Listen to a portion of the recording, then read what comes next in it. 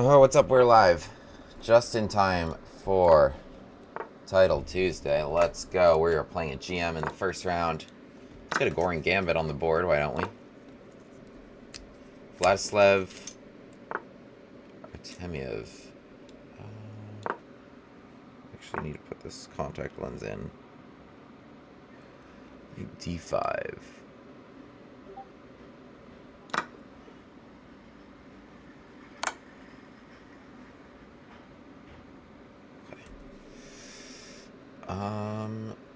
This move's interesting. Knight D2. Can I grab a bishop pair? Welcome in. Sorry, I was in a rush to join in on time. Got in right under 11 a.m. Eastern here. So probably A3, right? Assuming we're in time for everything.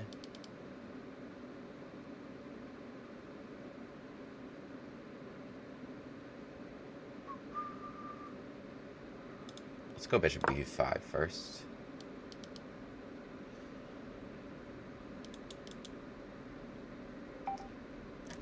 And let's mute this.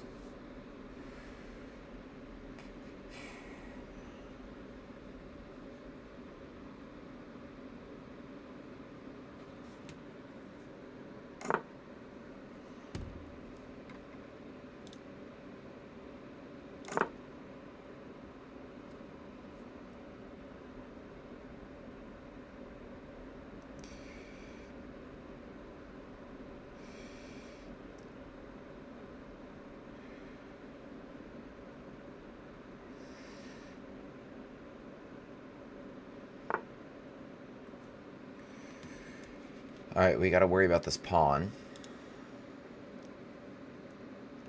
H3,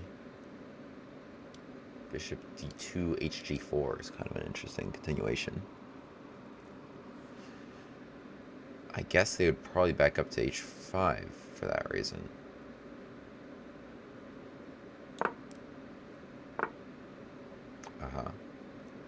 What if I play Queen B3 now?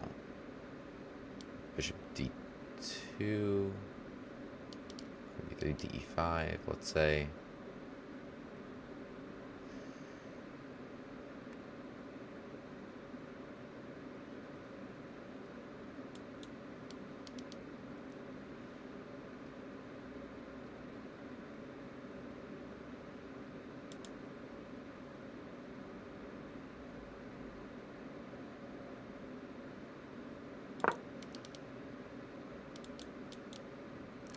I guess takes, right?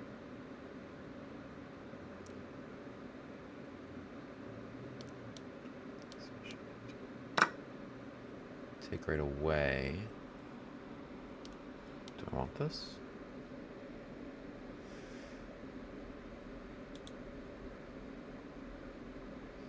Let's just go here. Oh, bishop F3, queen F3. Knight D4, queen D5. We're good.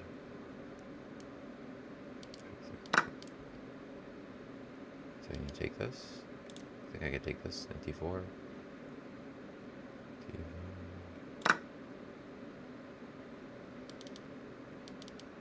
Alright, well this was actually not so bad. I thought I might have some problems protecting here, but I actually haven't even had to take this knight yet.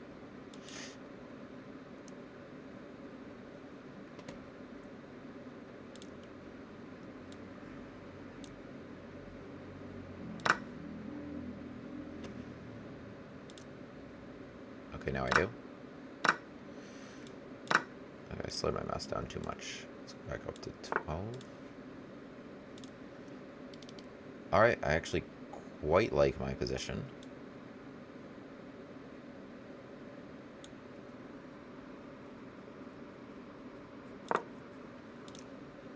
Wow, I have a really nice position against GM Vladislav Artemiev. Should be really nice and easy. Rook C1, B3. Maybe the queen comes here. What are we playing for? F4 at some moment? Should make sure to just play quickly in this stage, honestly.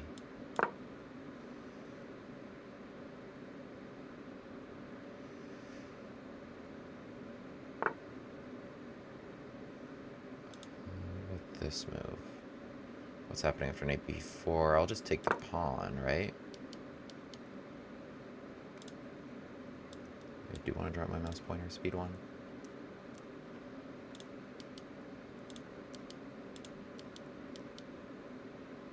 Yeah, that's better, I think. Okay, I mean, this seems good. We're attacking a lot of stuff. I can take this pawn without really any consequence. Take c5, take b2, take d5, rook d8 maybe. Counts as a consequence though. Should just go here. Rook c5 also playable. Alright, take and take is fine.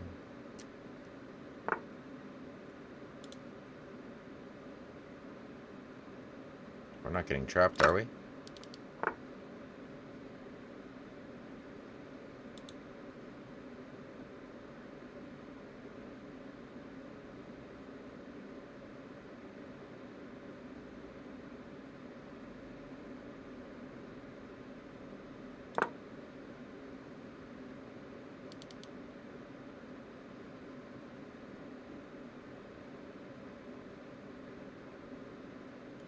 I should stack here.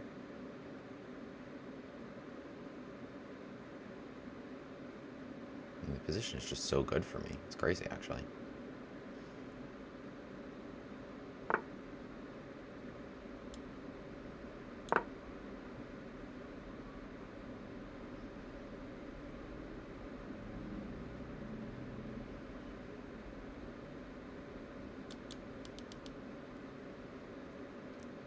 Queen d3 on rook b6. This pawn's also hanging.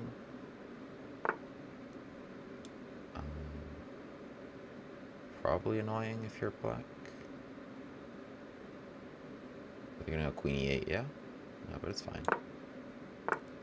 Just take on c5.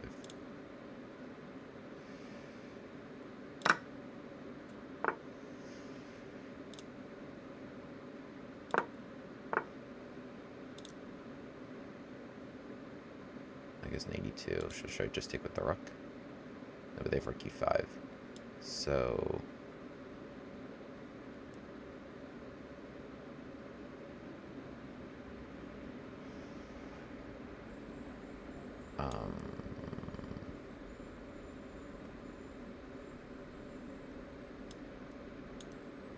why is this so complicated? Let me just go rook f1. No, wait, that didn't deal with this at all. What am I talking about? I thought that was like the other rook somehow. Oh my god. That's such a... how did I hallucinate like this? Oh, that's so bad. Oh, that's not good. Okay. Thanks.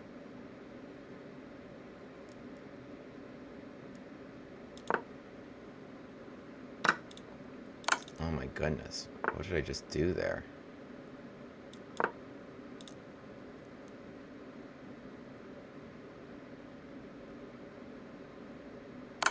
Oh, and it's not even an increment anymore in Title Tuesday. I forgot about that. Okay, I'm just gonna flag. Oh, that is rough. Oh yeah, you also have that. Okay. Ugh. Yeah, that wasn't it. That was not it.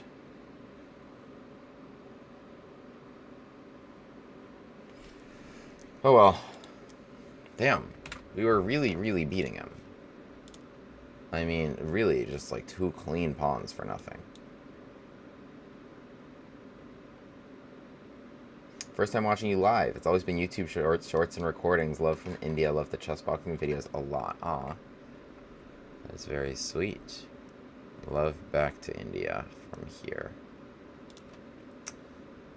Let me try to open up some of the Twitch chat.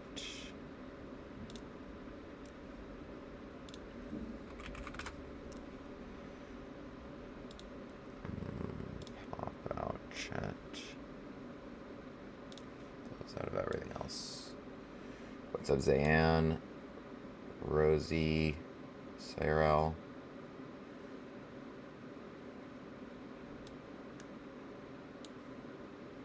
Did I have bishop h6 at some moment? Maybe.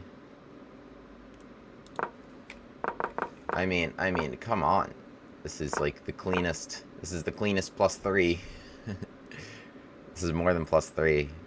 Somehow this became like tricky to me. Like I need to guard an 82, but also move my rooks in an orientation that didn't blunder knight d3, and that I didn't want to hang rook e5 either. Even though honestly, if you hung rook d5, it's fine. Like just take this pawn, or yeah. Wait, actually, just this. So rook e5 wasn't even a thing. I mean, this is just the cleanest 2 pawns I've ever seen. Ugh. Yuck. Okay. Oh well. Next time. Maybe there was bishop h6 at some moment. I don't know. Alright, we are playing a WCM from India in the next round, Child Tuesday.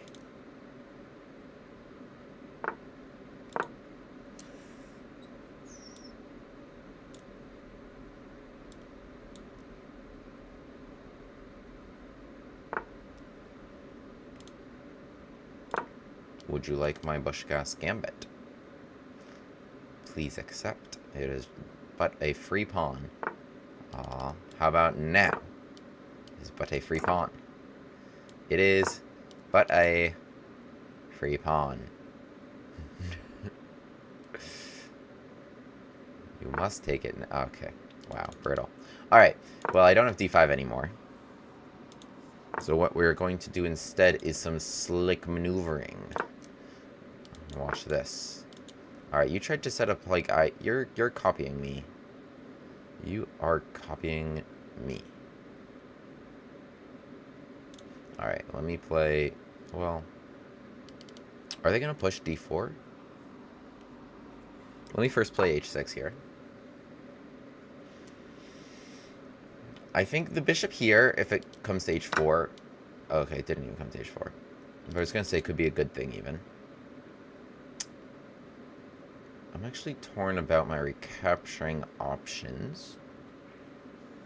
I'm gonna go with queen. I'm gonna keep it a little spicy. So we restrict d4.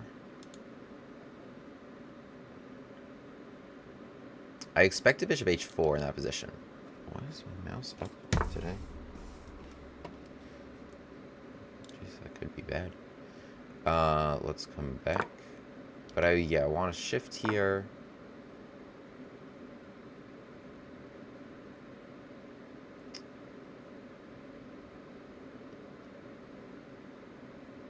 We're gonna go with probably like a queen g6 and a knight takes e5 kind of situation. Queen g6, that would be cool too. So they put their pawn on d4, congratulations. However, I have the bishop pair. I expected bishop h4, and then I was going to try to do like some slick maneuvering to hit that bishop one more time. Alas, wasn't meant to be. This bishop can go on c7 if need be to cover these squares. Say if I wanted to play like knight f6. If I want to play for f5, I do have to spend a move, so I'm not sure. Because like either of these files could be open for this rook. The main thing I need to solve though is like this traffic jam. So let's say like rook e1. And then what am I doing here? Do I play knight f6? Do e5 and e4? Or do I do something a little bit more simple?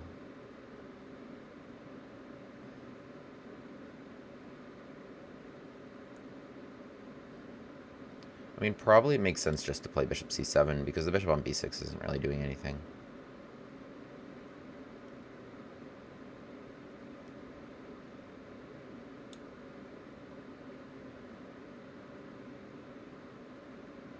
Unless this is playable. I think it is.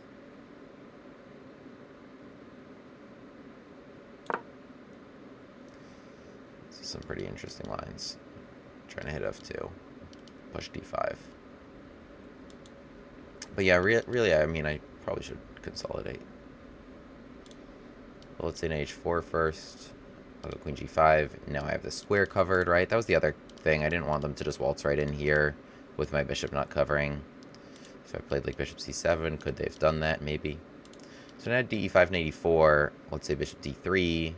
Wouldn't really want to take f2 in that case, but then I have d5. Probably bishop f5 next turn. So they just cover it like so. A little passive, honestly. Alright, let's... So if I play bishop h3 right now, what's happening in h4 and knight df3? I guess that's their point, right? I could even center fork trick this. But first, let's just play like rook e8, which is useful, because rook's not going anywhere here. So, okay, I like my position now. Bishop h3, knight h4. So they played knight h4 anyway. Oh, we gotta not run out of squares. So, I mean, we're fine, though. Can even do that. h3.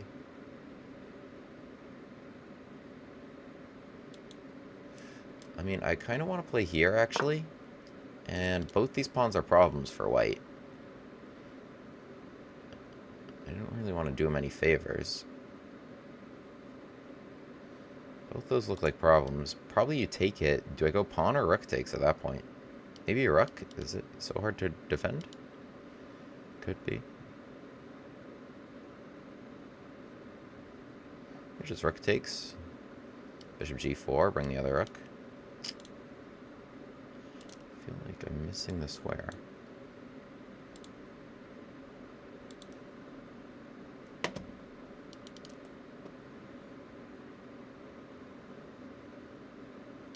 Yeah, rook takes. Bishop, rook.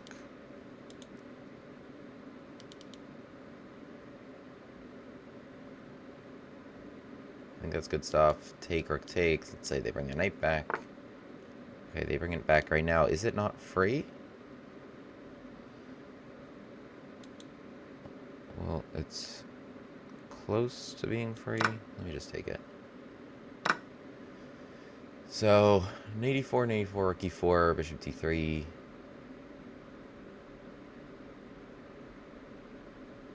I mean, this is a good move, which puts a lot of pressure.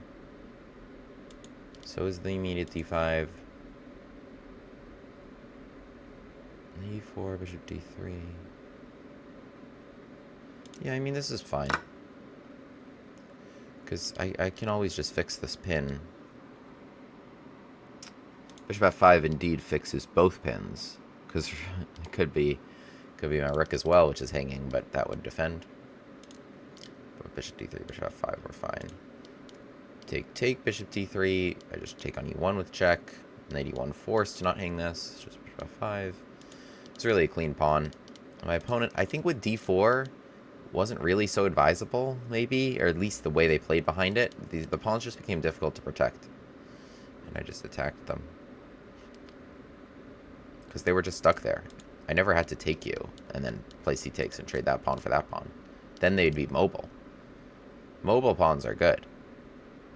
But if they're stuck, then they're weaknesses. Alright, now they're just a simple d5. Yep. Bishop d3, bishop f5.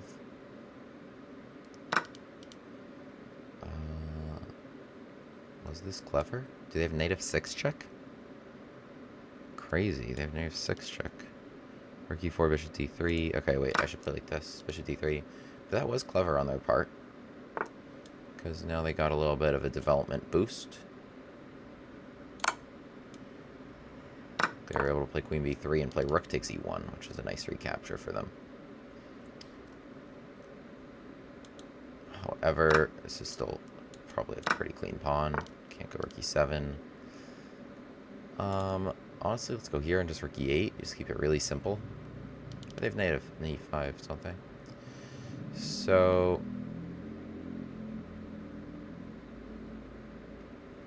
Alright, maybe I just want to set up some good parrying. Like here, rook d7.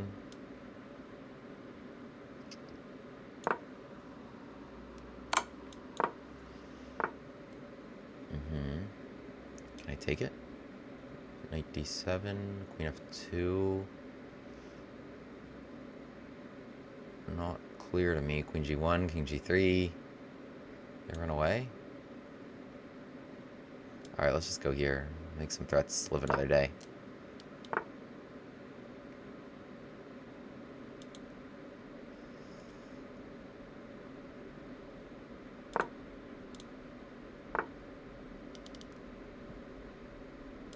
I have to have this, yeah?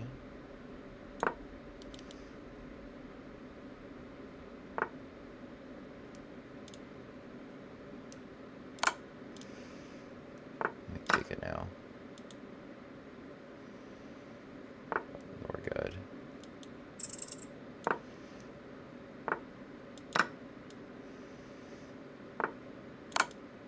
Well, that worked out better than I expected. GG. GG. Interesting game. Yeah, Bush gas, but unfortunately Bush gas declined.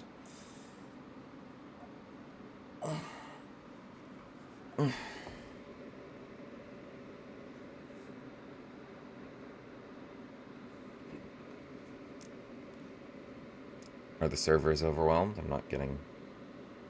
Okay. You know how elite that Proctor software is. Look at us just trading blunder. I got a6.5 accuracy despite trading blunders back and forth because I left this pawn hanging every move. Here, I mean, it's another opportunity to take it. I just played d5 and play for this. Sort of compensation. Compensation might be a generous term. But yeah, my plan here was going to be just like rook e8 and bringing the knight around and just chasing the bishop off of this. And then maybe like knight h5, bring it to f4. But my opponent set up exactly like I did, except with the bishop on g5. But yeah, the knight here is gonna make a pretty slick maneuver to chase the bishop off. So okay, in the game h6, they actually took it, which was surprising. He takes here. I missed b5 as an opportunity. Take. Oh, okay. Anyway, next game we got another GM. We got another GM. Let's go. This guy's Italian. Wait. Mexican, yeah, I knew that.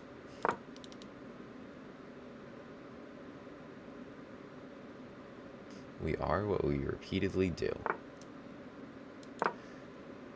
Alright, we're going to our nice little setup. Okay, they go for this, but now I have d4. That's why I put the knight on e2, actually, before the other moves, as awkward as it looks.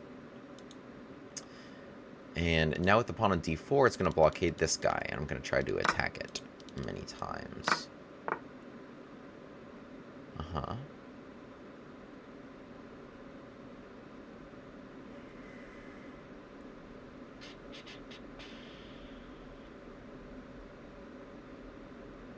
Could take it and then move. Seems like a cop-out.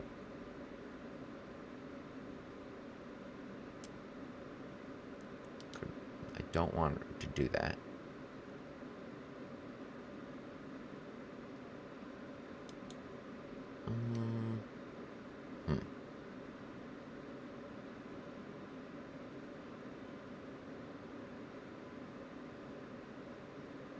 Could also play it like this.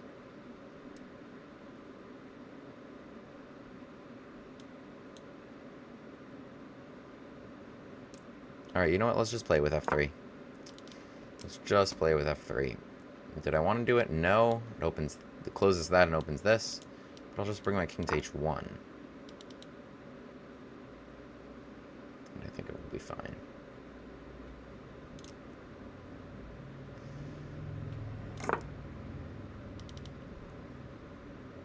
Bishop c5, I have an annoying check, and then bishop e3. So, right now, shall we?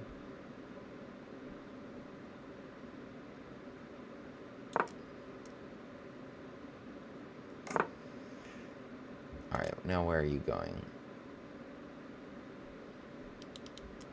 Probably e3, anyway.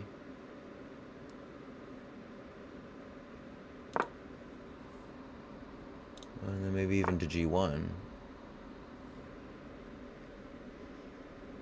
If I took it. Pawn takes. Can I grab a7? c5. Knight d5.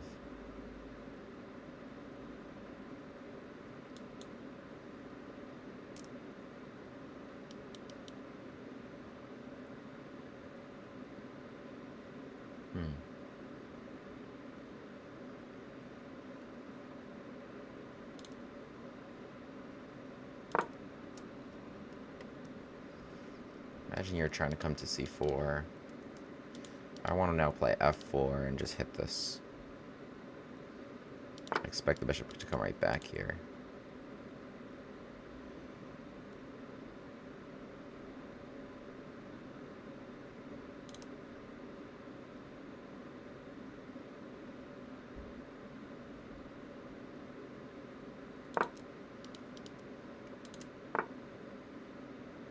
Oh, I really just invited that, didn't I? That was not smart at all. Yuck. Why did he play such a stupid move?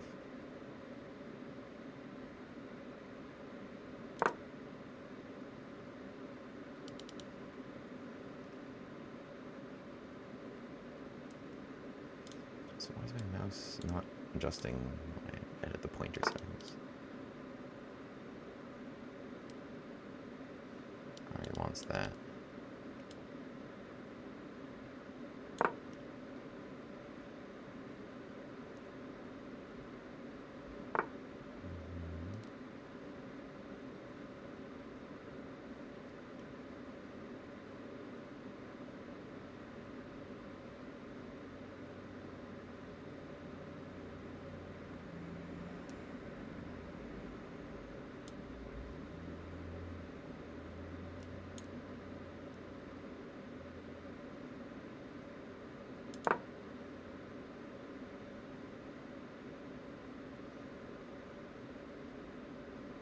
Kind of an awkward decision. Probably made much more sense to just play knight b3.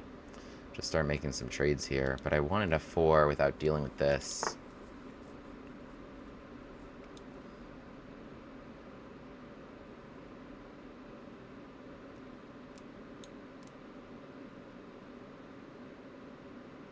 Can I get this in as well?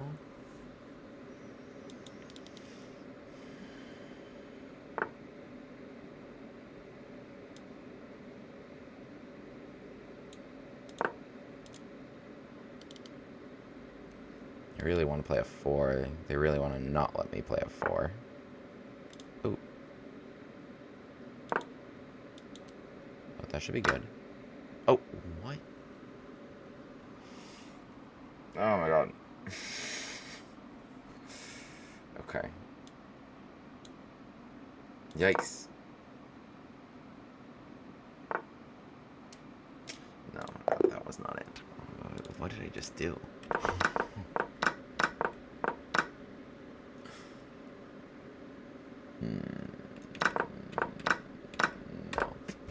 Nope. Okay, wow, that was terrible. That was really bad. That was bad. Okay, next one will be better.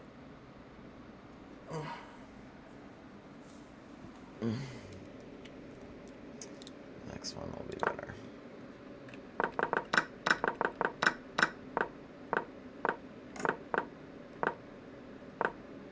How am I supposed to play this? This was good. Apparently bishop e3 is even better. Play bishop takes. Huh.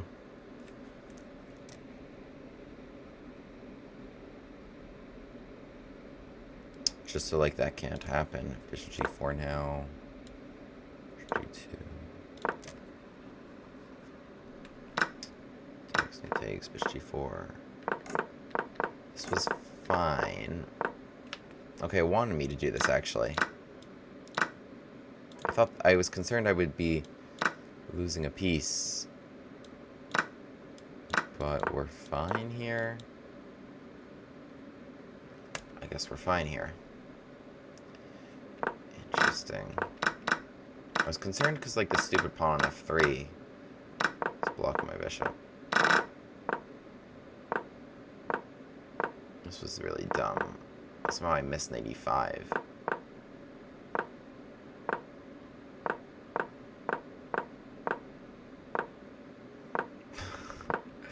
No, that's crazy. Yeah, I mean, it's worse. It's not the end of the world. Like, if I play knight b3, we make this trade, or trade here or something. Could try to fight for f4, hold this blockade, but somehow it's gone not exactly the way I wanted it to. Did a good job of messing with me there. He is a GM after all.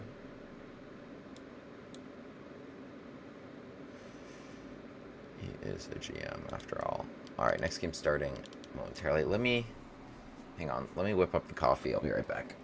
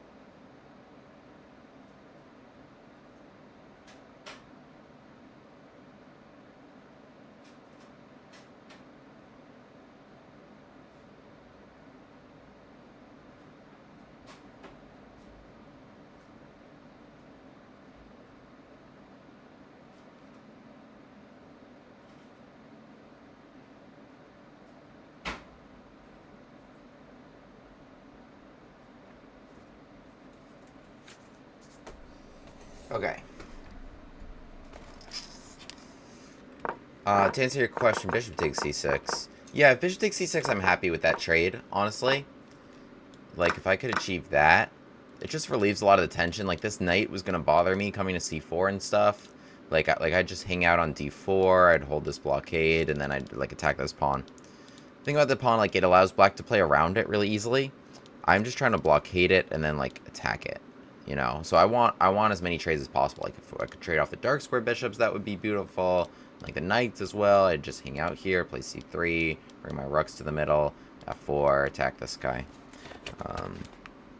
Yeah. Pawn takes would be annoying because it would fix their problem. It would defend their isolated pawn, and then it could be mobile again. So that's why I wouldn't want it like that.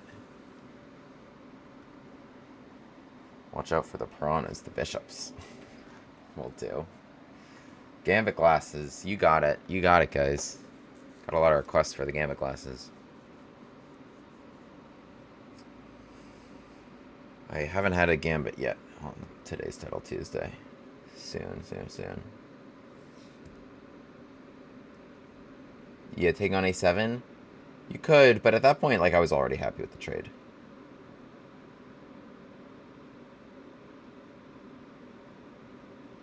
I was already happy with the trades. Okay. Chess with Akeem. I feel like... Is this guy like a YouTuber or streamer? CM from Jamaica. Good luck, sir. I feel like I've seen him on some sort of social media. Bushgas Gambit. You guys were asking for the Gambit glasses. Can we get an acceptance? What about now? What about now? It's so free. You've defended. You've castled. No, he does not want it. He has absolutely no interest in this pawn. I could play d5 in one go. The thing is, it's actually not the best structure. It's playable. I'm honestly going to just play with d6. Okay. Second straight little Italian structure. What do we got? Let's just kind of move our piece. I could play bishop e6 directly. Could play bishop e6 directly, but the pawn's on c6. It's not really consistent with that.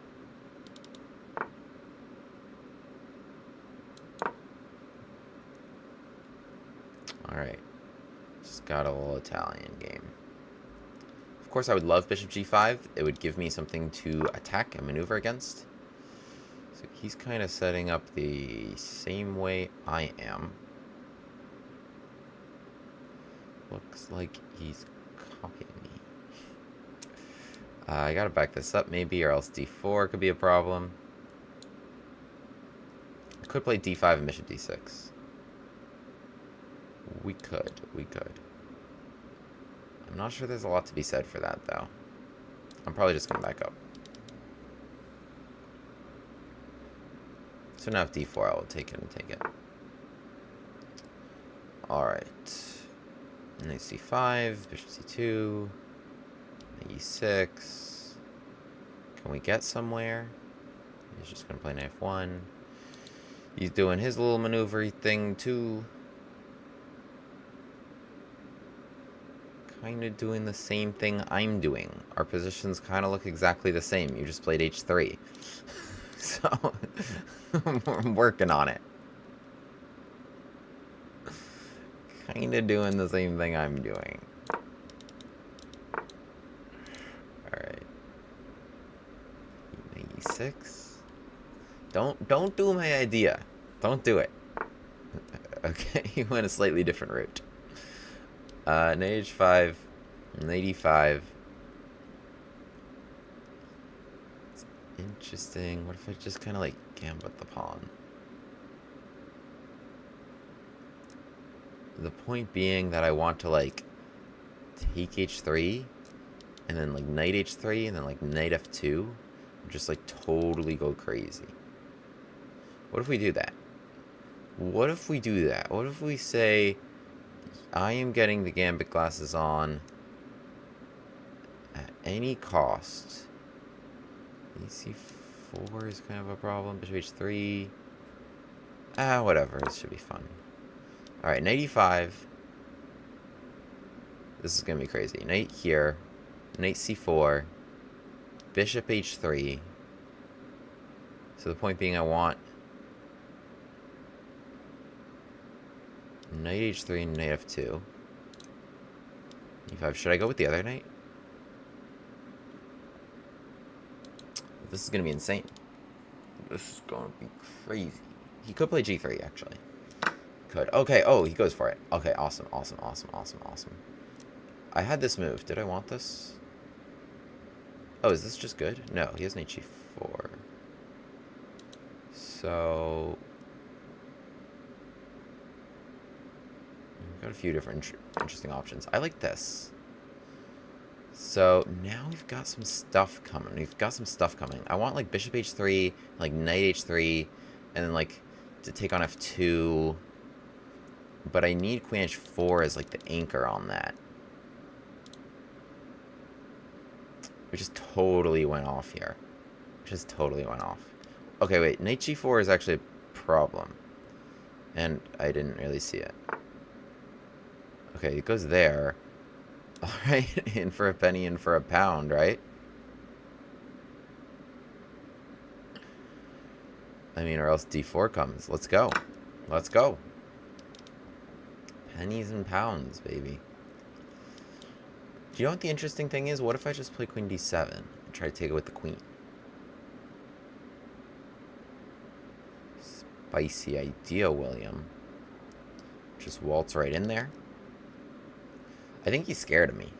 He's not wanting to take my stuff. I'm totally bluffing, though. King h2, knight f2, queen e2. Like, he's got pieces over there. Alright, wait. Is queen d7 a better idea? Queen... I mean, how are you guarding this, though? It's kind of a question. Knight g5. Let's say knight h3. It's kind of an interesting idea. Here, I guess knight there to play queen f3.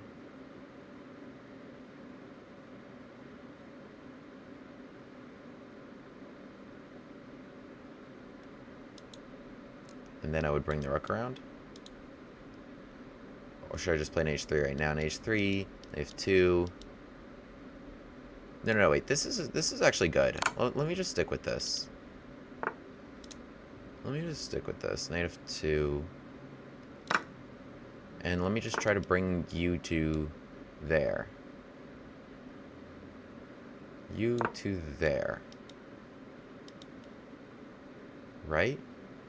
So bishop e3, check, king g1. What are we gonna do there? I have some crazy ideas, like queen h1, king f2, knight f4. Okay, just that to cover this. But now I feel like you're going backwards a lot. Can I bring you into the game? What squares can I use? That's a square. I need to cover you. So... Okay, wait. Let's start with the check. And bring the rook here. Oh, not a lot of time.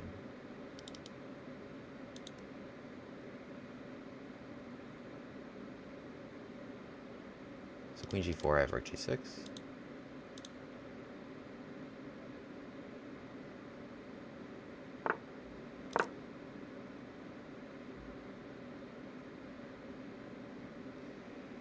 Where's the mate? If king goes to h1, we can come around.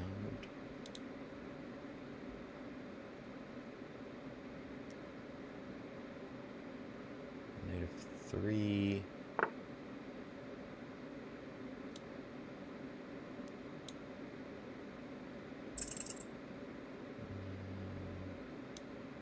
Here somehow.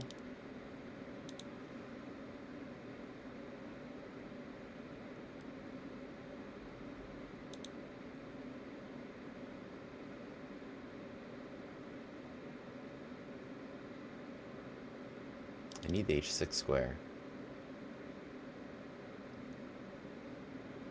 I don't really have it.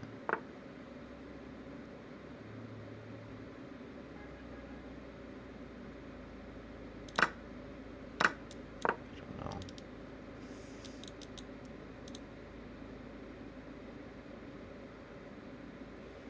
Rats.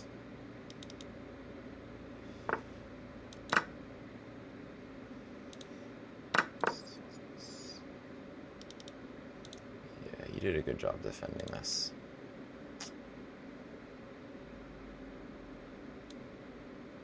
Just rook g1.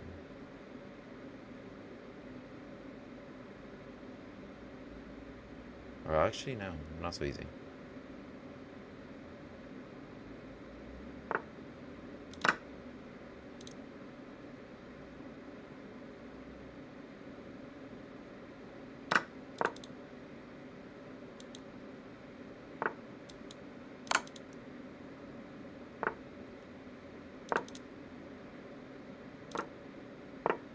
Oh, that was the worst pre-move of all time.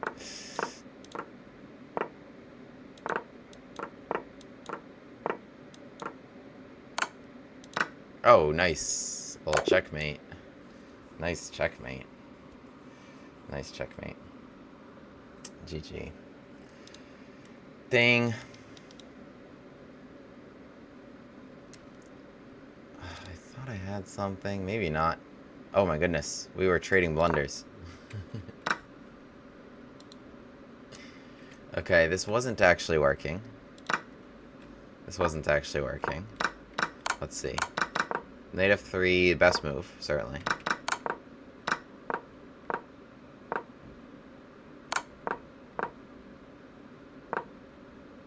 Alright, I'm winning here. But I just need to, like, bring more pieces in. I don't have any knockouts. I tried to come into h4, but he just guards the h4 square. And there's just really nothing here. Oh. Oh, my goodness. We missed knight g3, both of us, did we? With the knight having moved. Losing control of the square. Yikes, yikes, yikes. Okay. Alright, well, he got me. Also with a very cool checkmate at the end, so credits to him. GG. Alright, wait, let me actually go get the coffee.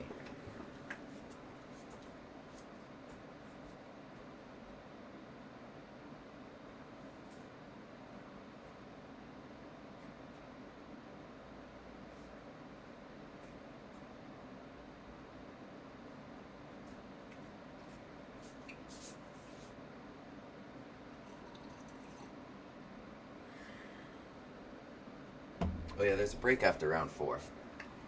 There's a break after round 4, okay. Forgot about that.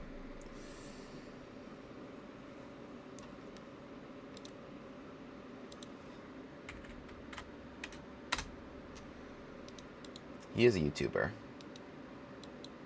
Awesome. Yeah, I missed HG3 at some moment. But, you know, he did a good job defending. I mean, I was just kind of frustrated with the position, so I went for knight h5, which allowed this move. Knight takes e5. So I defended my other knight, and then made another sacrifice here. But, yeah, I mean, the thing is, white has lots of defensive resources here. Like all these pieces were able to come across and defend. And I don't have any open files, really, for my rooks. Losing that square, not having that square was tough.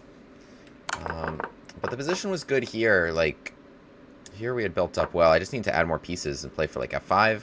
Just open what I can. I don't have enough to crash through right away, but I just need to add more resources here. Yeah, I missed knight g3. I certainly missed knight g3. Oh my god. But we were... Okay, in my defense, I had 9 seconds at this point. But yeah, I mean, the knight in f1 was guarding knight g3 the whole time, and then here, this move was very available to me. But yeah, I mean, not a lot of time on the clock. He got me with it. That's nice. Nice one. I'm sure there's a name for that checkmate. All these checkmates are named.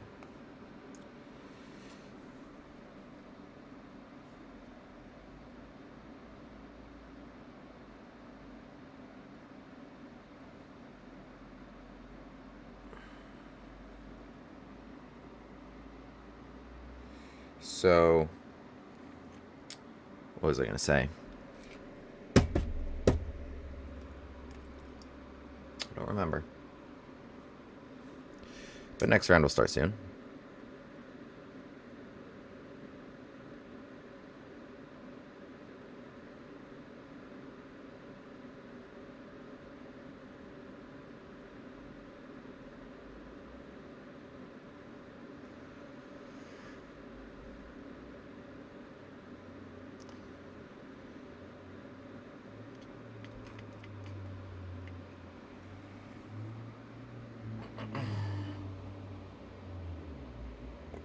Alright, we're down to 26-10.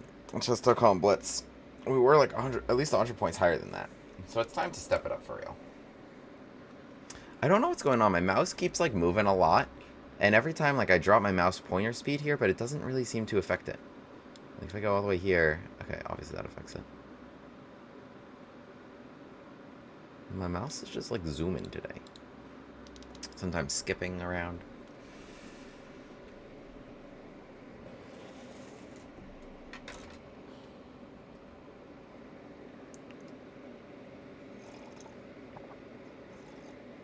It's time to go beast mode in Title Tuesday, starting now. We got 7 more rounds. Got 7 more wins. 2 of my losses were to Grandmasters. 2 of the 3.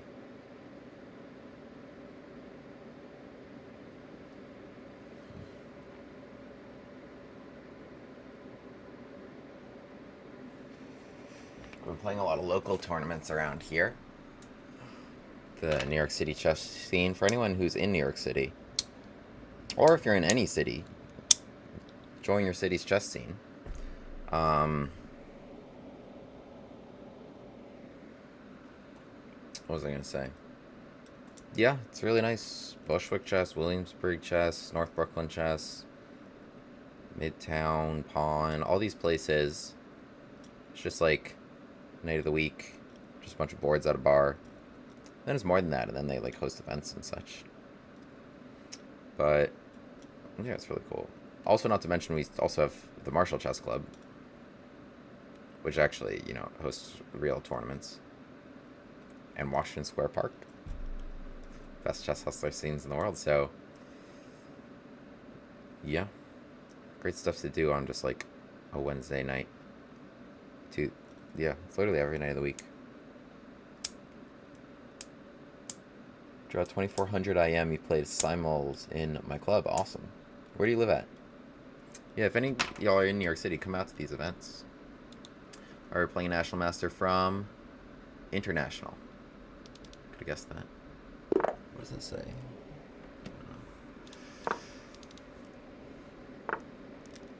Oh, London? I know what we're gonna do.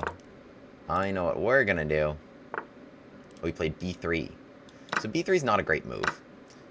I think the top engine move is g6 and bishop g7. However, shout out to Ms. Envy for the Envy Gambit. d6 and e5. This is a fun one. And we got an acceptance. And we just play bishop c5 and you just bring out your pieces and attack. You guys wanted it. You guys got it. Our first Gambit glasses of the day. Our first Gambit glasses of the day. And already an interesting question. Should we attack f2 again? Queen e2. Defend. And now maybe you're in a tough spot. I could also play knight g4. I could just be a normal person and just kind of play castles. But knight e4... Well, I think the thing is about queen e2 is that there's also queen b5 check. So I think it's going to be a no from me, dog. Now knight e4 just castles, they're fine. So let's just develop. And develop. And I think this position is just really nice and easy for black. Really nice and easy. Look how well my pieces just come out super easily. We got a gambit on the board. And white's going to be struggling. Your b3 move's really stupid. You know, you got to, like, not lose your rook along this diagonal. And my next moves are just, like, rook d8 and rook e8. So let's hit him with a rook d8 right now. Okay, you wanted this. What if I take you and here you have c3? So I also have rook e8 right now. I also have an 84. It's an 84 and g3, right? I guess an 84 bishop h4. Rook e8 is interesting. Take. Knight c3. And there might not be a good follow-up there. So let's just chill. Let's just take a chill pill here. Or unless I take it. What if we don't be chill and play like this instead? Knight d2.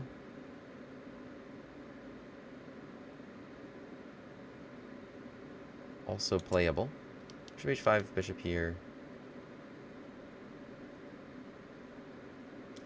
I like this. Let's just keep up the pressure. Let's just keep up the pressure. So it goes with that, and just simple rook e8.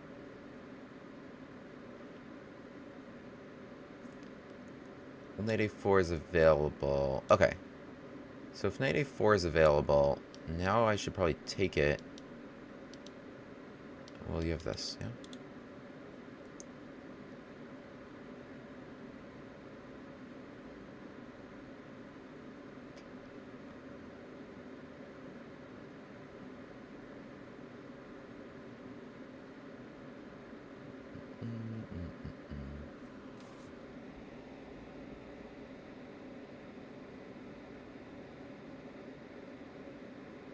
This is an interesting little combo. What if I play knight d4?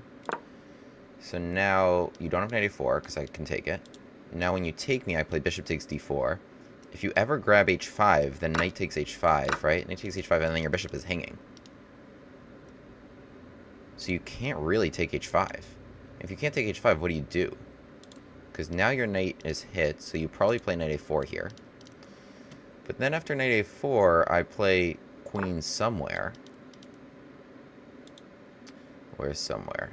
Let's say c6.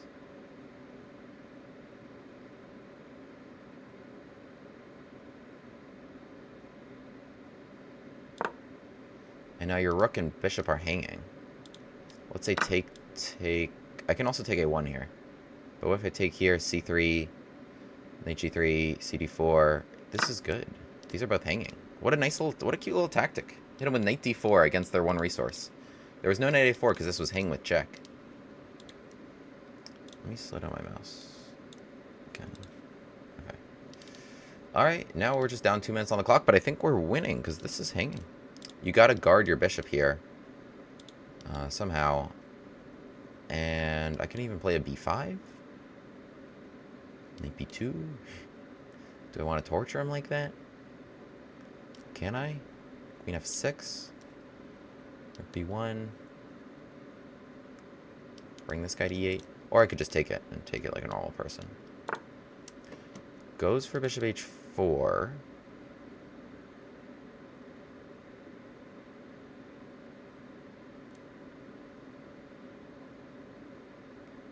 What if I swung you around to g6?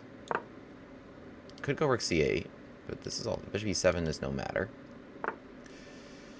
Rook g6 is compelling. It's actually not easy to not get mated.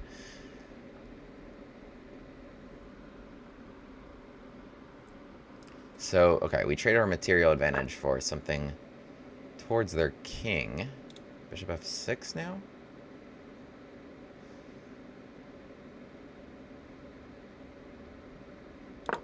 Also b5 at any moment traps the knight. No, that's not true. But it's not fun. But just h6 here. I guess they go queen d1? Let me add this.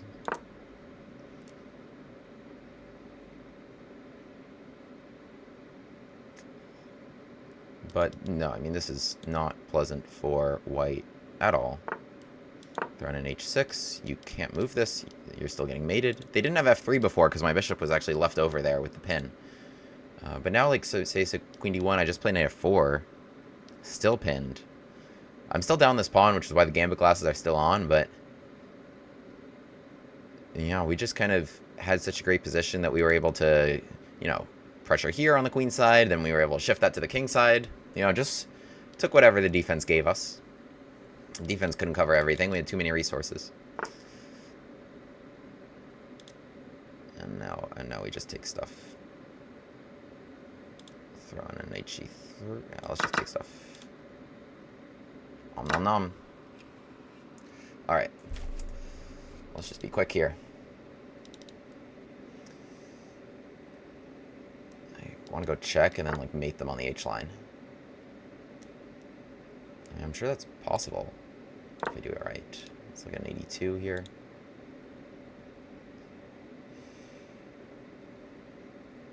Monkey 1, check here, check, take, king takes g3.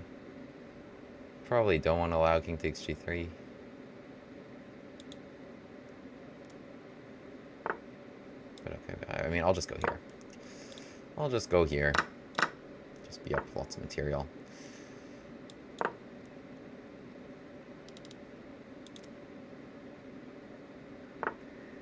Oh, don't get forked on both rooks. Brutal.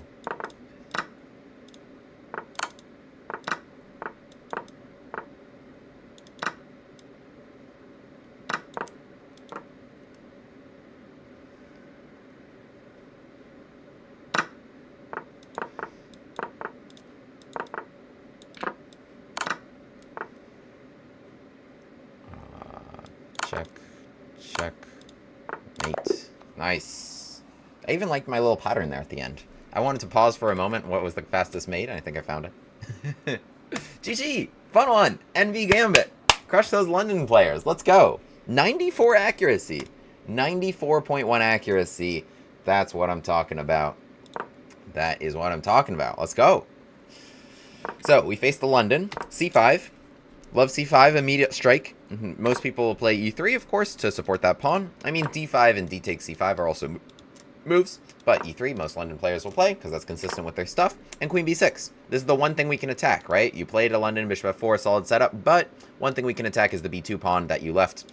And main move goes knight c3 or knight a3, as Eric Rosen recommends, and we take it. And here there's a lot of theory after knight d5, and even like a forced draw after rook b1, rook a1. But if we have the really fun option. We have the really fun option of like cd4, which gives the rook. London Crusher at 9,000. I'll link the full video here for my channel. But this is awesome stuff. This is awesome stuff. Here, white is losing when they took the rook. White is losing because they took the rook. b3 is not a good move. Because the issue white has is... well, like, the best move is probably just g6. The top engine move is probably just g6 because the bishop here is now cooking. It's got a lot of targets here, c3, but this isn't the nice, pretty, solid, dark square pawn chain setup you were looking for if you're white. This pawn is actually a little bit weak and can be attacked because this pawn's on b3, which is not what white was looking for. So, but we have the interesting option of taking, And after pawn takes, queen takes, I'll know not a great choice because I don't have to give you that. And so after knight c6, not only do I get the nice a takes b6 opening my rook, but you don't have a pawn here anymore. I'll just play e5, d5, taking all middle. Or I'll put my bishop on g7, attacking your rook. Because, you know, your whole structure got messed up. Anyway, pawn takes d4, but we go d6 and e5. This is really fun stuff, and very difficult to decline, because how do you decline this? Bishop comes back, but now just e4 and d5, and black takes the whole board, essentially, and also difficult to protect this pawn. So, white accepts the gambit, takes. Knight takes e5, a little bit better per the engine, with the point being the knight can come to d3 and try to take this bishop. Regardless, black's play here in this gambit is really simple. Whether the move was knight f3 or anything else, I've faced c3 a number of times per London players, but regardless of what it is, bishop comes to c5, attacks f2 really quickly. The queen on b6 has this very useful job in addition to what she was doing to b2. It's so simple. It's just castles, knight here, rooks come here, and more often than not, you have something winning, which is what I had in the game here. So my opponent plays knight f3, e5, we take, bishop c5, jumping, hitting f2. Bishop came back. I'll note here, knight e4 was an option, but it did probably allow... I was scared of this move. But apparently this is totally fine. I'm winning in this endgame. Interesting. It was an option, but so was castles was completely fine. Bishop e2. We just develop. My opponent now plays h3. Now rook d8 comes with tempo. So you can see how easy my moves work. Super safe king. No problems in my position whatsoever. Pieces just coming to the middle of the board. Lots of fun options here. Knight e4 was an option. So threatening this. My concern was this. All right. More analysis later here. Next game. It's another GM. All right. We gotta beat one of these guys. It's our third GM of the day. Von-Hennig Gambit on the board. Gambit glasses back on. Which Gambit glasses should we do? Alright, you know what? We're going to get funky this game. We're going to get funky with our Gambit glasses. Let's go. Oh, my opponent already got funky. Alright, well, this, as I understand, this isn't really so playable because I will take it and it hits f6 immediately. Although... neither of our recaptures here are so pleasant. Not king nor knight. Let's go king. I think they want pawn takes f3, because I can't really take it without g2, and this is lost. I think if knight d7, yeah, I had e6 in that position. But this is just should be a pretty position for me. Oh, that's not what they meant. Let's go! That's not what they meant to do. Wait, but that's not what I wanted to have happen, though. I was excited. I was like, here, I'm like, I got a nice position in the end game. I'm gonna play king e2. I'm gonna bring my rooks to the middle. I'm gonna pressure f7. I'm gonna outplay this GM in the end game.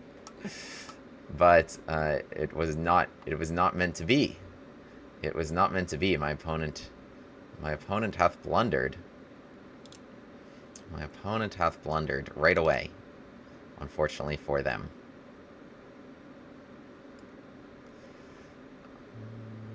I want to do something funky here. G5 here. We could try. But we're a clean piece ahead.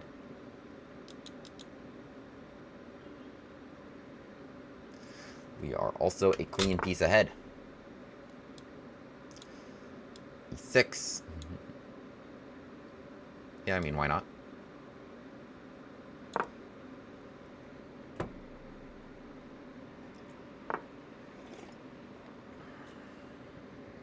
What do we think about knight f7, chat?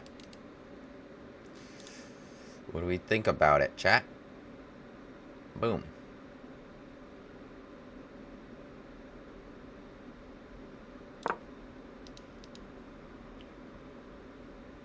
I don't know. I made their development hard. It's also like I was up a piece and could have just chilled. But this is fun.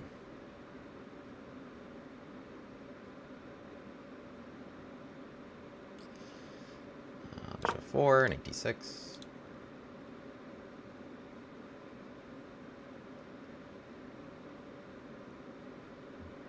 I think we're gonna get him. Wait, I mean, like, come on. He played here. Poor guy. No, but I was excited. Like, this position is very good. The position was like it sucks that that's how I won. I feel like I could have won that game. I feel like I could have won that game regardless, you know? Like, I feel bad. I don't want to win it like that. Ugh. Please set the delay. Okay. are so annoying. Proctor dudes. I hate them. Let's go check. Sorry, that was kind of mean. It's just really annoying. Bishop d6. And then e7 is kind of interesting. d6. Let's just go check.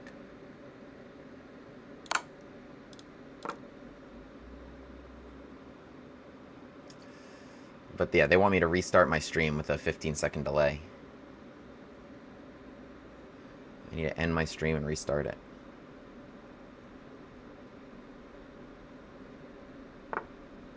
Oh, really?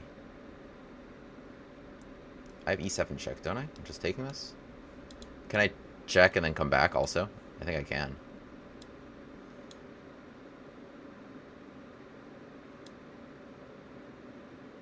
Check. King e7 back. c8. Check here. Oh, there's rook d8. Oh, I didn't... Wow, wait. I totally hallucinated. There is rook d8. Unless I play e7 right now.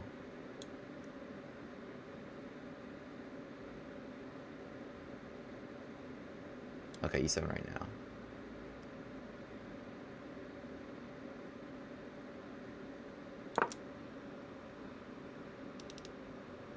Don't know why I made this so complicated.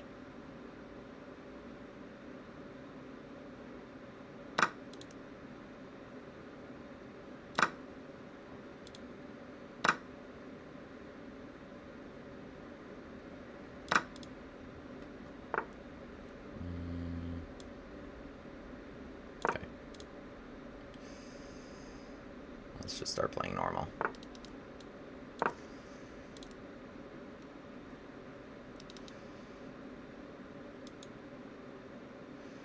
Pressure on g2 could be annoying.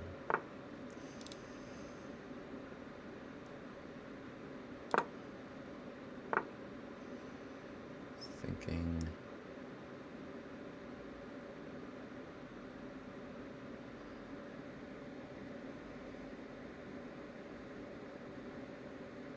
Oh, then bishop g6 check, right? I should go here. Oh, this... No, I have knight d4? Yeah, we're fine. This is fine.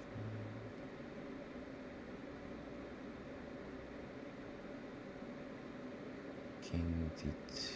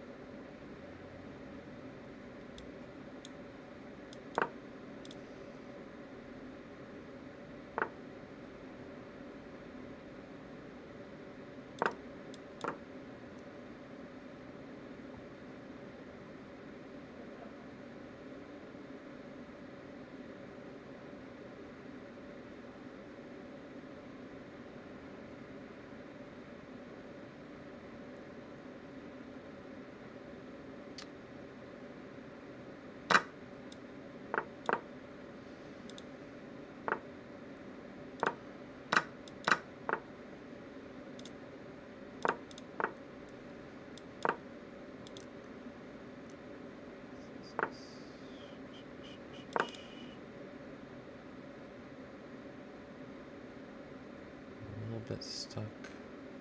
Try to come here.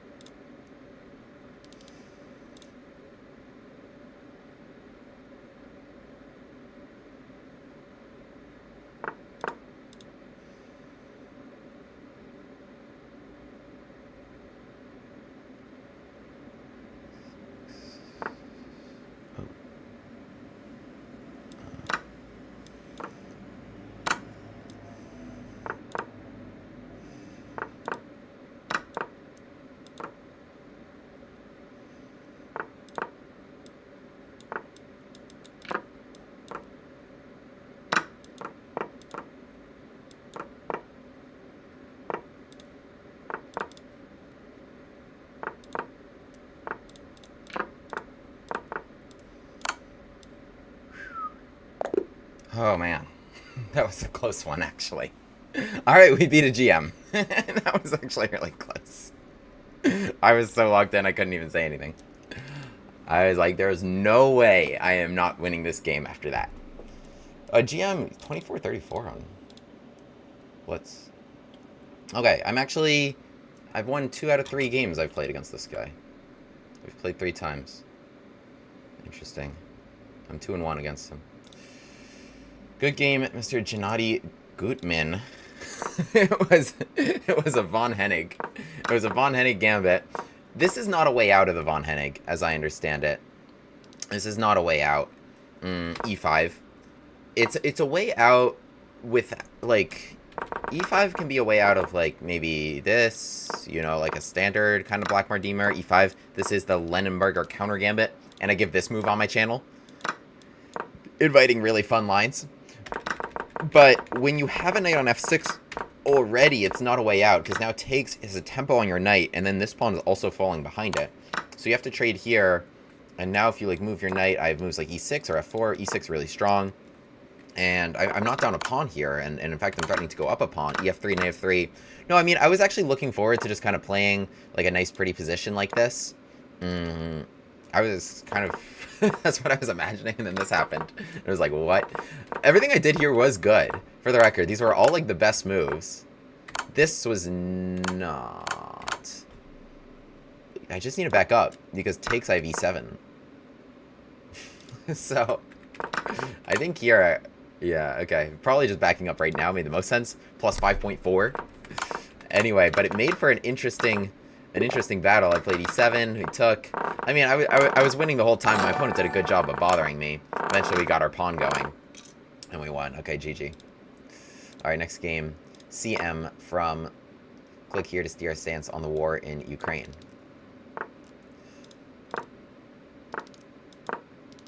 Next round of Title Tuesday. Here we go. Here we go. Here we go. Dak Prescott with the hard count. Alright, let's just take it in E2. Expect B5, yeah. So that this pawn is unpinned. And what I like here is actually this move F3. I've played this a few times. This is why we chess.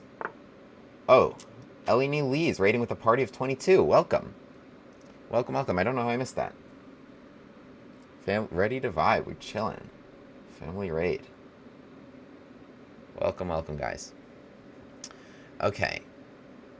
Well, d5. I want to answer d5 with e5. I think that would be fun, because then it would kind of lock out both of these bishops.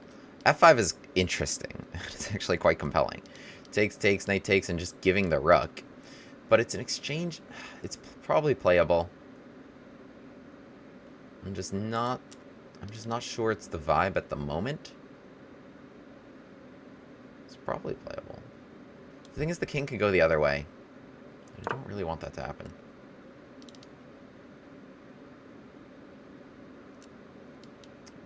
Still on the table. Take, take, take, take, take.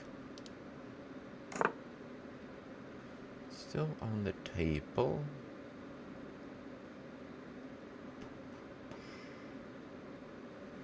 Let's just go here.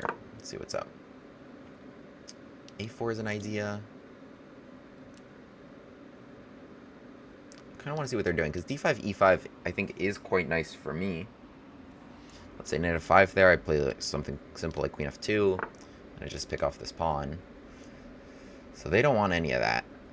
Alright, I think I should jump in queen h4 with tempo on this knight. Now do you want d5, though, as a defense? I go e5. Well, then my queen is much more poorly placed, right? Here, here. They're really asking for this. But actually, they did just put on the file. That file has some usefulness. So let's say ef5. But maybe I play, like, bishop g5 in that position. Let's say d6. Then I give my rook. Could also just kind of chill. I don't think there's anything wrong with bishop d2, but takes... Let's say bishop g5, d6.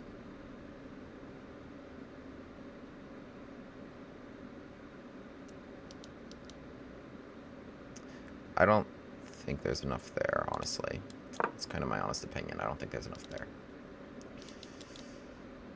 I could play this with knight g3, and it forces them to do something about it.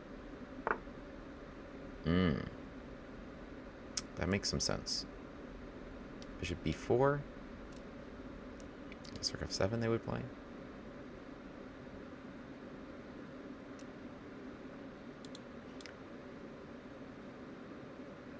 e5, they have d6. They don't have d6. So how are you defending this pawn then? This move. Queen of 2.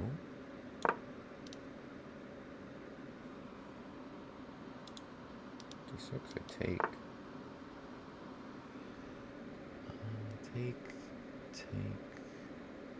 d5.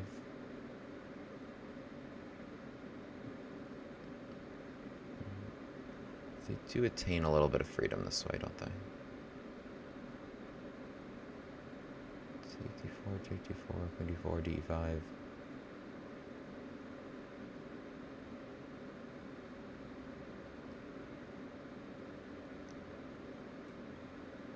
Okay, I gotta take this. Let's try for something like a4. So, as long as I can keep these separated, that bodes well for me. g1, f3, I think is what I'm doing next.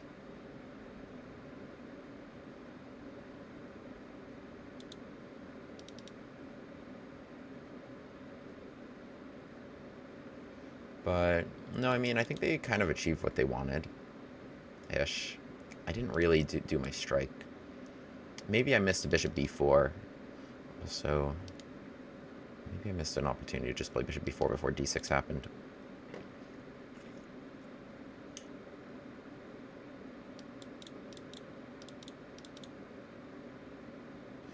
Do they do it? e5. I mean, they could. Take. Oh, they do. Okay. Well, what if I just grab it? Knight d3. I mean, they want here and here, right? Let's get out the way.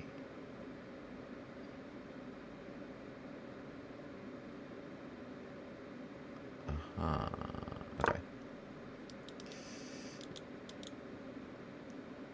Knight g4. Their pieces are good now.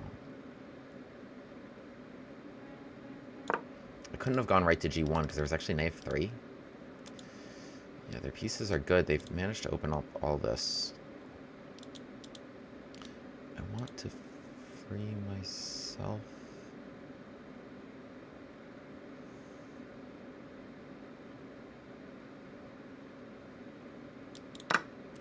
Ooh. Okay. Let's go here. I want to go on d5.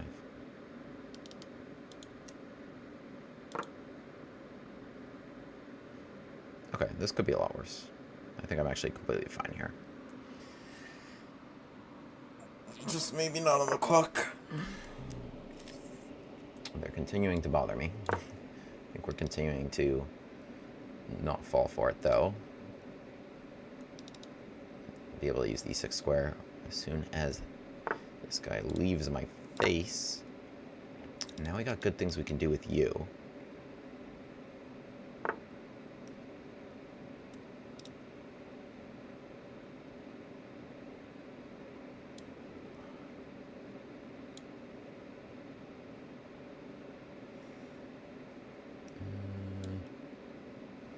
Alright, let's test fate a little bit. Tempt fate? Tempt fate. You can come in here. I could have played it with bishop f4, but I didn't want... The trade was so unpleasant. It would have ruined my vibe. Would have ruined my vibe. Queen f4.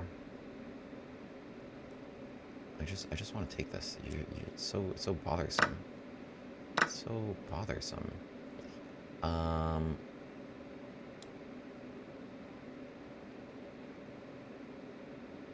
don't know. It's an idea. I could have just grabbed this rook, but let's throw this in while we can. I think it's kind of hard because you've got...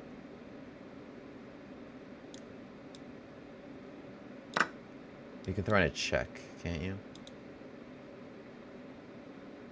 Well, okay, what if I throw in a d4? Yeah, come on that diagonal for me. Now I want bishop b2. I just got no time.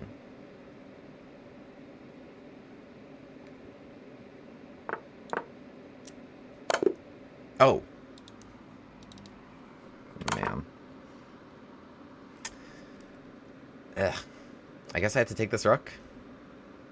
My opponent was good, bro. I had to take this rook. And then 96. I mean, yeah, then I'm just up a piece.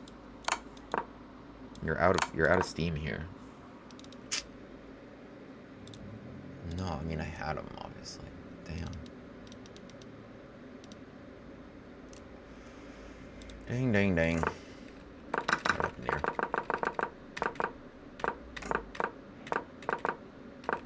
By the way, f5, what do we... Thoughts? Take...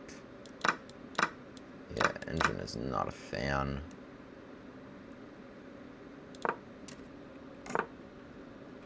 I mean, what I did was fine.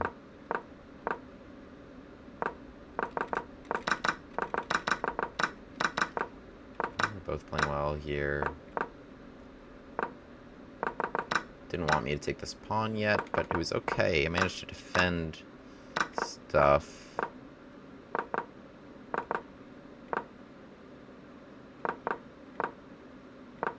In a really sharp position, h5, what a move. And we took it, which was a great decision, and here I'm completely winning. That was a very strange move. The best was rook e1, which I guess makes some sense. Then how do I get... And then he just wants me to take it, and then just torch them down these diagonals, yeah. Bishop c1 was interesting. Rook f6. And then just allow bishop b2, though? I guess. g7, took it. I had to take that rook. Yeah, they found a good move if I was just pre-moving bishop b2. Just got mated. Oh man, but this was just completely winning. Yeah, I was up a piece here. Just up a clean piece in the endgame. Alas, alas, alas, they got me. Oh, next game. Alright, CM from... Their name is Catalan. They're from Spain. Do you think they're from Catalonia? Catalan Canal. Deceiver Gambit. Let's go. Take my pawn. For a funky gambit. The funky gambit glasses.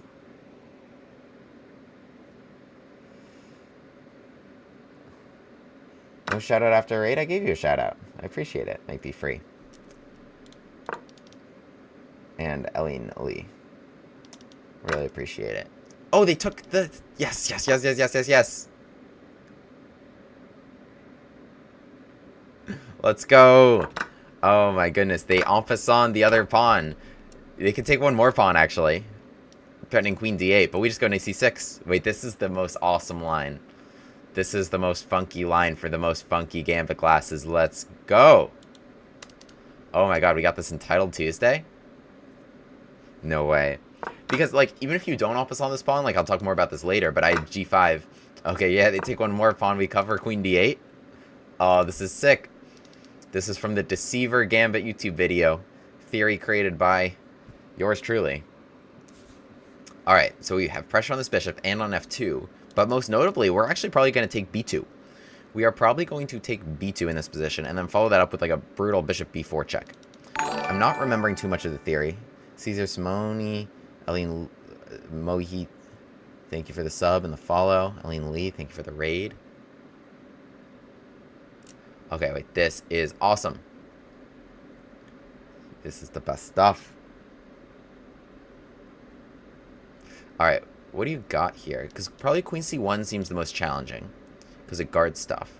I think, I'm not really remembering, but bishop d6 seems really annoying, pressuring here. Or I also have in that position like g5. No, but you know what? It's probably like here, bishop d6, and then if e3, then g5. Because then you can't play bishop g3, because then I will take it with the bishop, not with the knight, but with the bishop, so that the trade I will still take f2 at the end. But this is so sick. Okay, e3 played. E3 played. Let's grab b2. This is awesome. The en passant, it looks totally fine, but then you mix them up because it looks like I'm just gonna recapture here, and it's just like a dumb little gambit. What even is the compensation after a trade? But queen f6 out of nowhere. Queen f6. I love this idea. I employ this in the Great Budapest. I employ this in the Von Papil of just like when a bishop's out here, just hitting them with queen f6, attacking f4, attacking b2. I use the same idea in a few gambits, and I also use the idea of, you know, it hitting the bishop here. Let's say e3, and we just hit the bishop, try to trap it. Okay, well, let's talk more about that later. All right, so they're willing to give the rook for the knight. That makes sense because that relieves a lot of the pressure. I'm not sure I've had this in like a Title Tuesday game. Let's go check. Yeah, I mean, we should give him one of these big fat checks. c3, that's ugly for you, so probably king f1.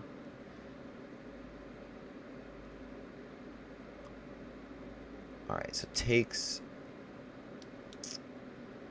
Well, what if I just move the knight and try to take the rook whole? For example, knight somewhere.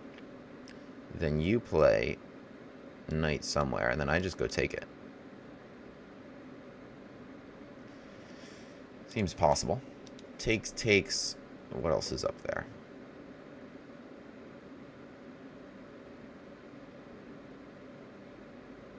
I could also just take f2. I mean, that's probably pretty annoying for you.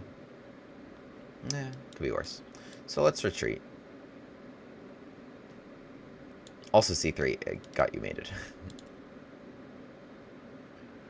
Let's retreat, knight d2. Take rook b1, queen c3. Knight f3. Oh, wait, so that's kind of interesting. Knight d2, take, rook b1. I need to hold the bishop there, and then I might have trouble doing that. Let's queen 2. Okay, so I should probably play here in that case. That way, knight d2, I can just take this bishop. a3, I guess you could play, but then still just bishop a5. So I was thinking, like, take, maybe you have, like, a little bit of compensation. Oh, don't get mated. So let's just castle out of that. Or just, like, something cool, like bishop f5. Or something cool. Something funky. Bishop f5 opens the rook to guard d8. And also helps my queen break out if need be. So now if knight d2, I'm feeling pretty good about just eating it. But I understand the point. It was castles. You didn't want me to be able to go knight takes d3 and then just eat the knight. But now knight d2... So I have bishop c2 here, which seems good. Queen c1. What's happening there? Trade. I'm not actually winning that. So takes... But this is winning. Rook b1, I take it. The queen is overloaded, cannot defend. Here I just take c2. And we just took all the stuff. Well, take, rook b2. We might have one more trick to navigate. I didn't see that. Take, rook b2. Wait, there has to be something there. What to do in this position after rook b2?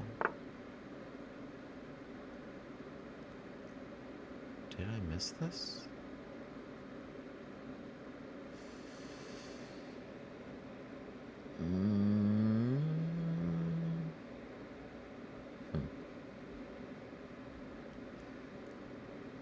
I guess I did. I could take this, but that's not really what I had in mind. Okay. Unfortunate. We are not up a piece. But they do have a bad pawn structure. So, we'll take what we can get. I'm going to hit them with the castles first. Oh no, they have rook d7. Alright. Interesting position.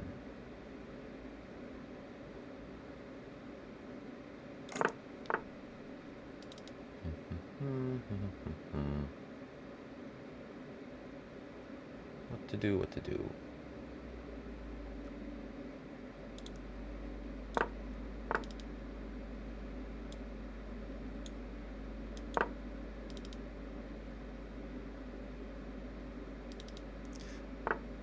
Long term, this should be much better for me.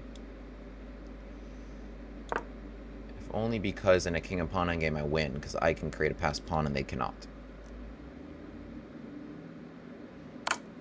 Knight coming to d6 might be kind of annoying.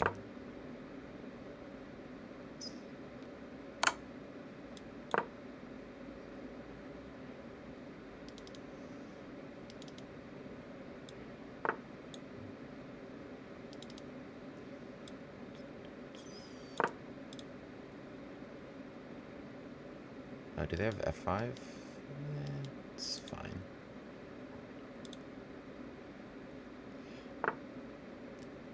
Let's not get forked. This is okay. Here.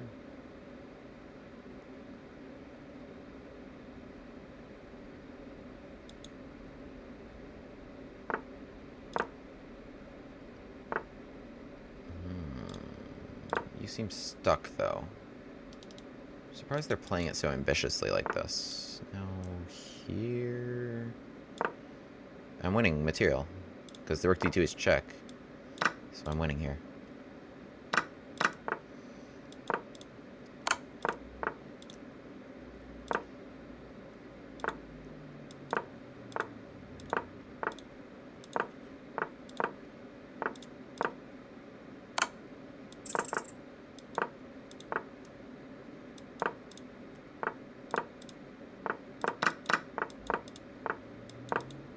Oops, that was a fork. Not that it really would have mattered.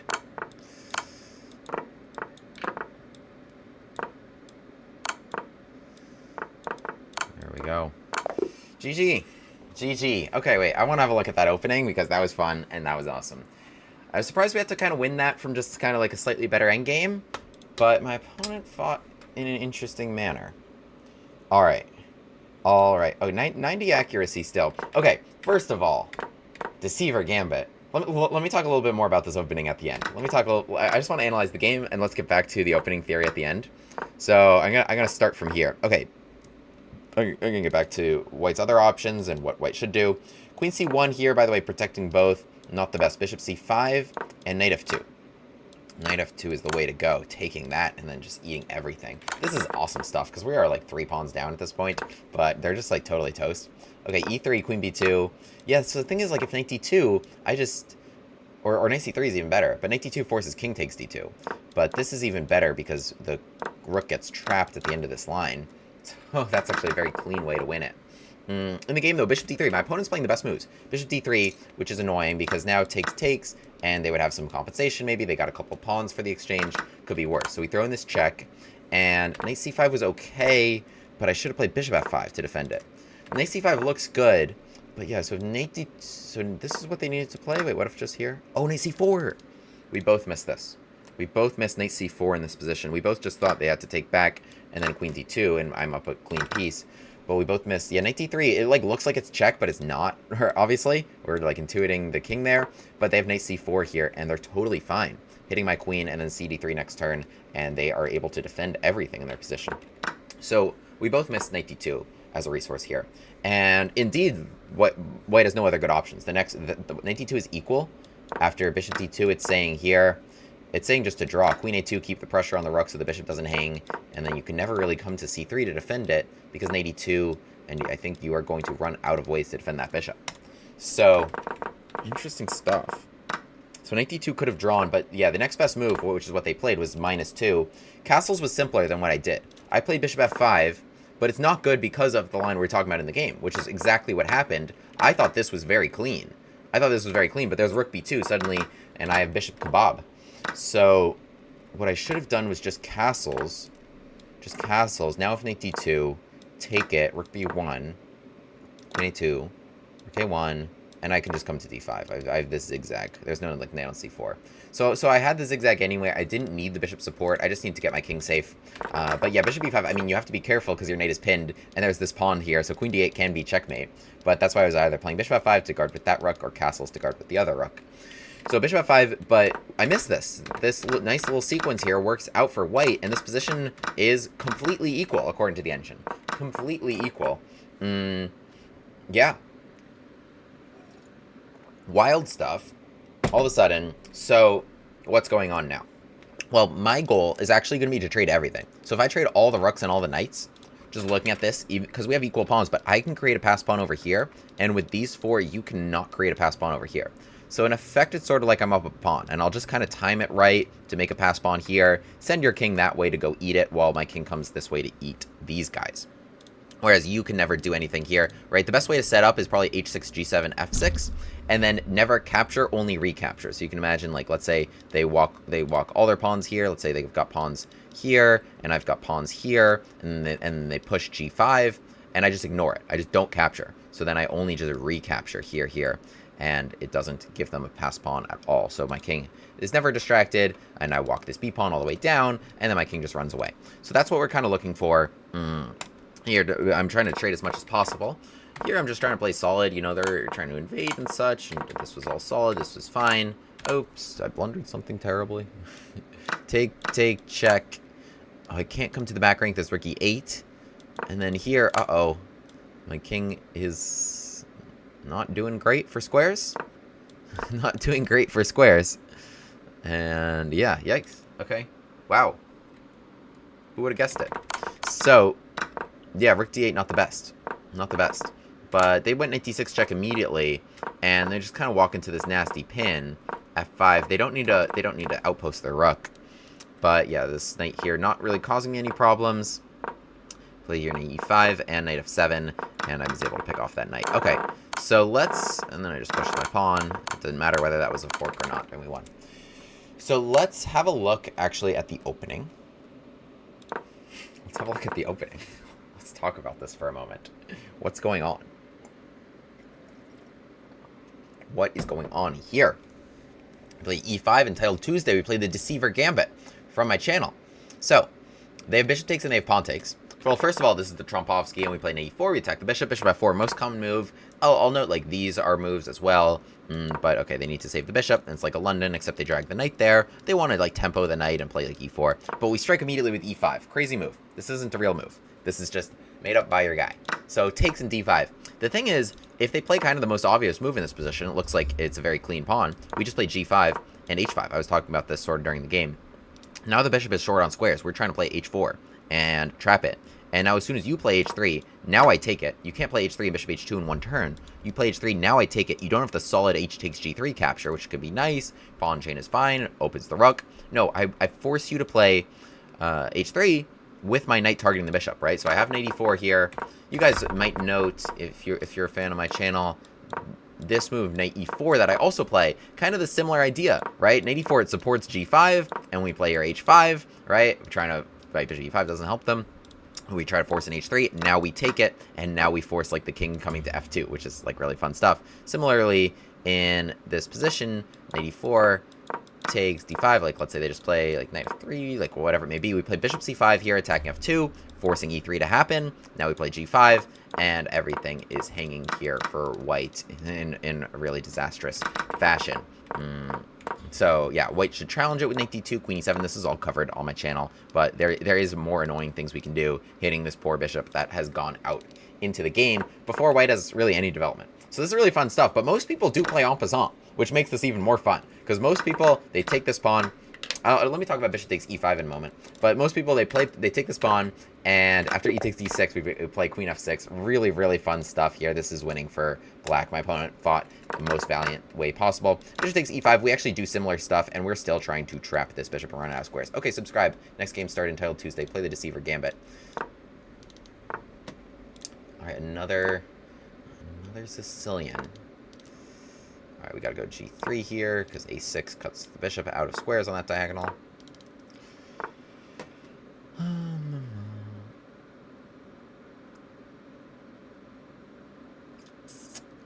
Got a few options here. Let's play an a2. What is going on? That's just a free pawn? I believe so.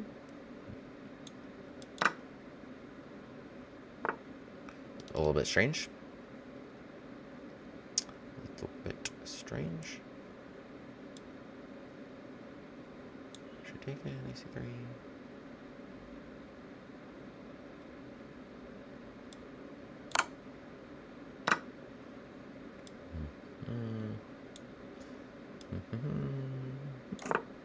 Keep it simple. Keep it simple, stupid. I think I was thinking before bishop d6 and bishop e7 were both tough because I was gonna really just eat that bishop. Not that it's so effective, but I'll just take it anyway. Alright, I'm kind of a blank slate here. I want a pawn on c3 just against this knight.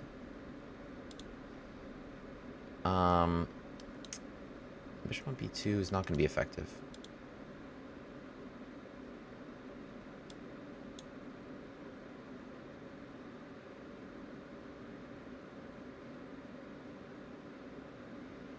Okay, let's just play d3.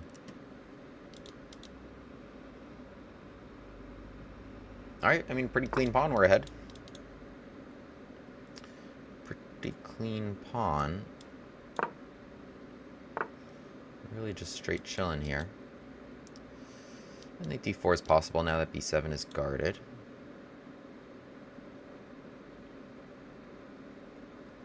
I think it should be fine, though. I'll probably just play c3 and rook d1.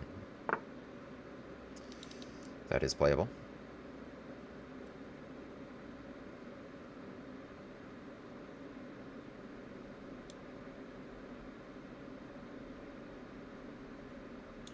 I guess they got check to follow, right? And then knight d4.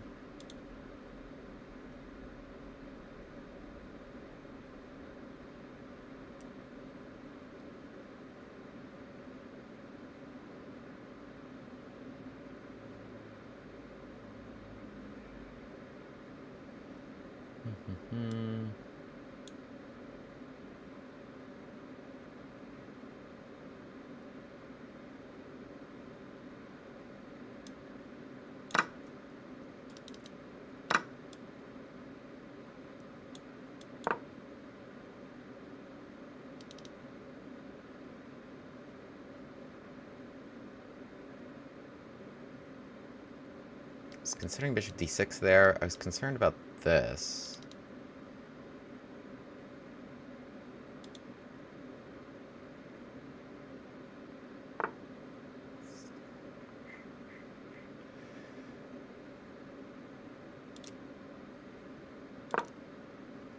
Should probably play f3 and queen over.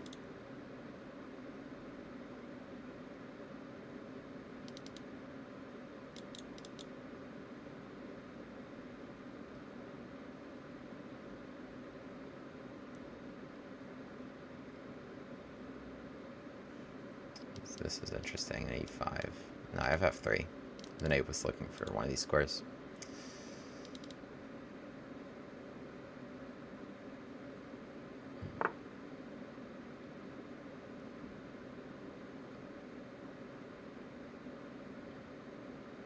I mean, I just need to go here.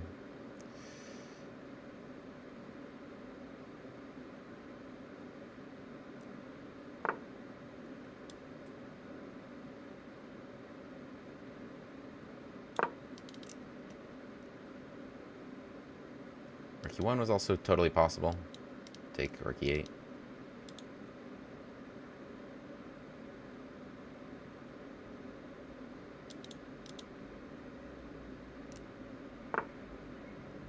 Interesting.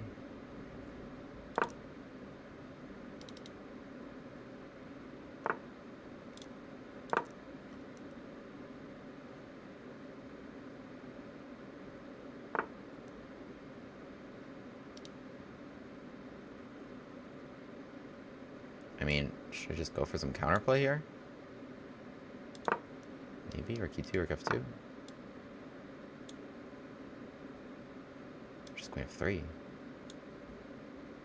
Let's go F2. I guess they want this.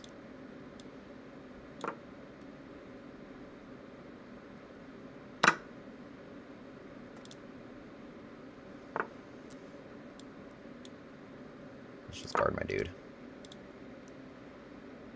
Probably should. Why didn't I just take that? There's no reason I shouldn't have just taken that.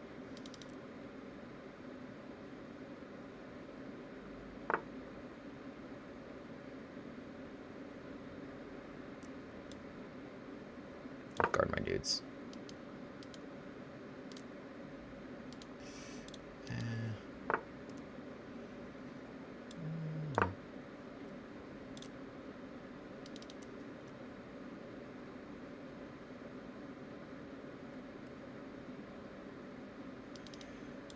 Kind of interesting. King takes. King is fine. Maybe I'll send him this way.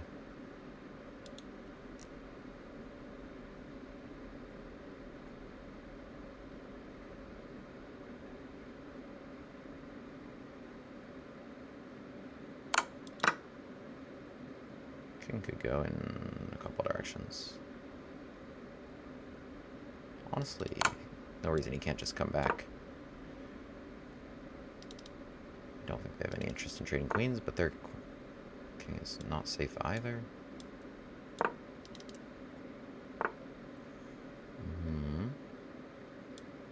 Can I play d4 once this is guarded? Maybe.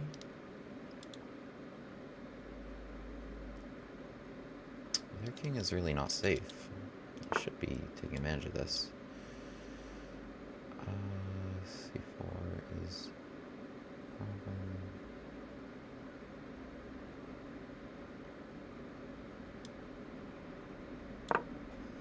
This is more solid.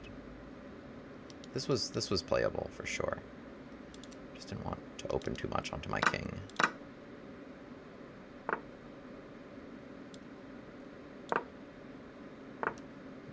You should be the one getting mated, bro.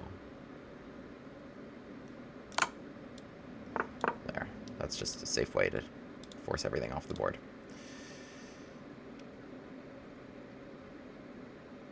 That was actually smart. Because this guarantees a win in the endgame.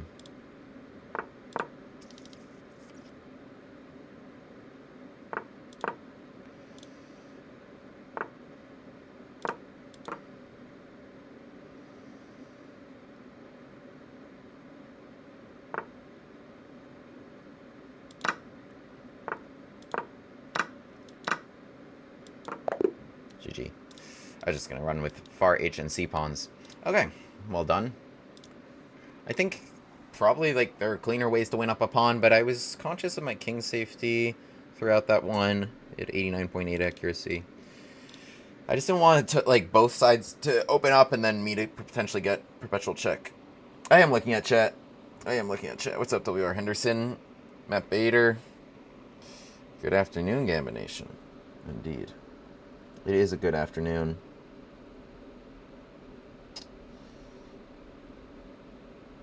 It is a good afternoon. I think we're doing well on Title Tuesday now. I started off not great. Now, I think we're doing well. I don't actually know how many points I have. That was round 9. I would have to count how many points I have. It'll tell me next round. Good game here. I mean, they just played d5 and just gave me this pawn. grab the bishop pair. I don't know, somehow my advantage got diluted here. It didn't like how I set up. How could this be a bad move? That's crazy. It wants my bishop to just kind of come here, and I guess just trade off for this knight on d4. I wanted to play c3, parry the knight, keep the bishop pair. I guess it's not that effective, and then c3 made d3 a problem. I took on h3 here, which was the best choice. Didn't like this move. It didn't like how I chose to set up. Thought d3 became a problem. Now it's actually equal. Or even better for black after something like queen d7. I guess maybe I have a really hard time protecting this. I guess if they had a dark square bishop, then my light square bishop uncontested could guard this. But the fact that they had a light square bishop made guarding this pawn hard. I like this. It's just, yeah, obviously guarding that pawn was difficult. So my opponent, of course, didn't want to trade queens. f4, I think was a really nice choice rather than, just kind of rolling over. I made some counter threats here. b3. Yeah, of course, queen c5 was stronger here. Invasion. I do have something, but I just didn't want to allow any invasion. I didn't want to allow any counterplay at all. So I wanted to play your king f1 to take that away. Rook e1. Like, again, it's telling me d4 and strike. But just, like, I don't know. I just played this really solidly up a pawn and eventually was just able to trade stuff and win. No regrets. All right. We are playing an IM in the next round of Title Tuesday. We have 5 points out of 9. C6, modern defense. Interesting.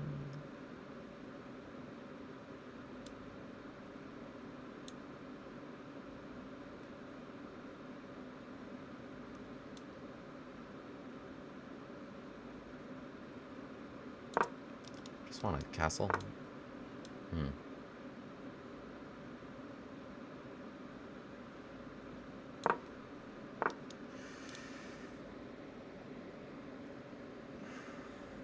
If I play d3, are you taking it?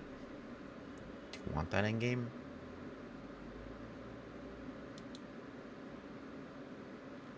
Go king takes. I am fine with the endgame, honestly. I think I have good stuff there. I'll put the pawn on e5, I'll block that. Okay. If you insist. Play your e5. King e1. Yeah, probably king e1.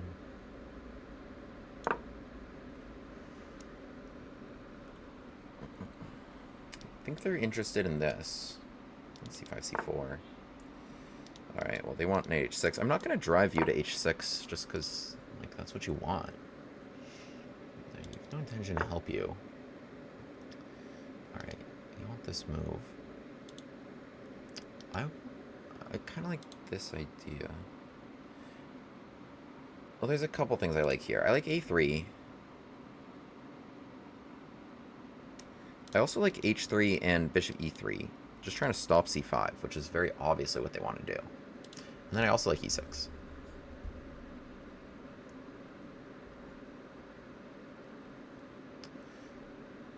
Alright, here's what we're going to do. We're going to play with h3 and bishop e3.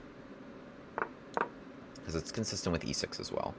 So you can come to f5, do your thing. I'll put my bishop on c5. I guess knight a6 at the moment. Let's play this with a3. I can't castle long anyway. 'Tis illegal.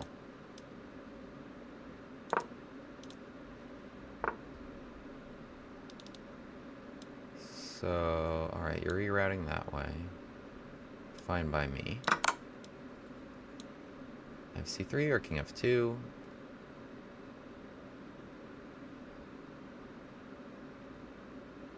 I guess they have knight f5, so let's go here. Alright, my position's nice, but we need to be faster on the clock.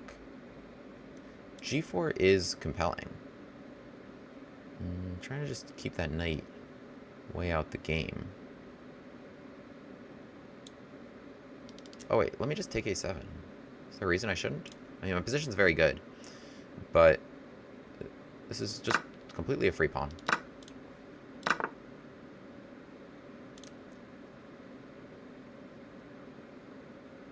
They probably want c5. I'm okay with c5.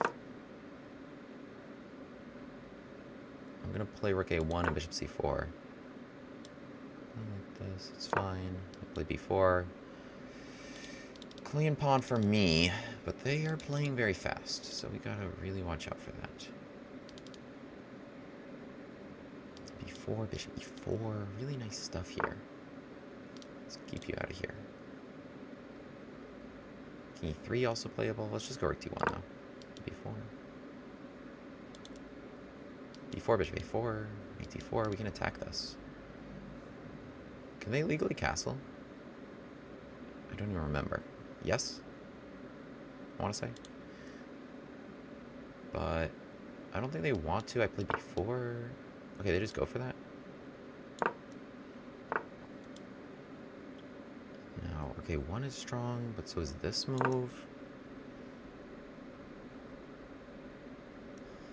Alright, I don't want to go g4 so long as the rook is here. So take, knight d4. I mean, I could play bishop b3 and c4, which is probably also good. But let me just win this pawn. Let me just play simple and win this pawn.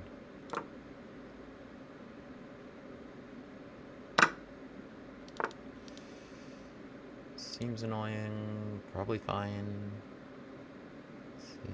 Let's see, c7, d8.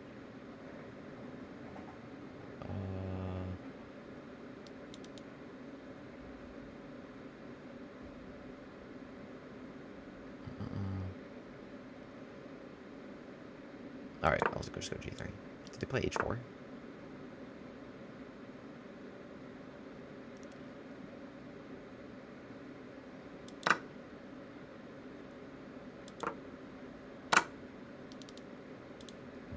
Kind of some nuisance over there. Didn't really want everything to trade off.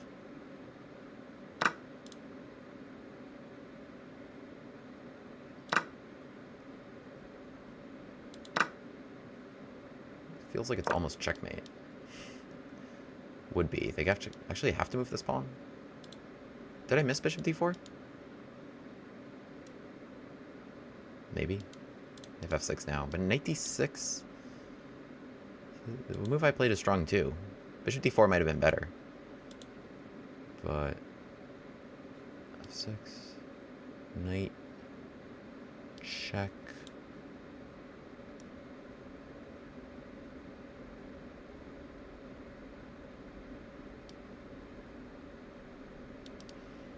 Yeah, I mean, the best thing I have on knight check might just be with knight e4. Oh, are you losing here? Check. You step right into this and you're okay?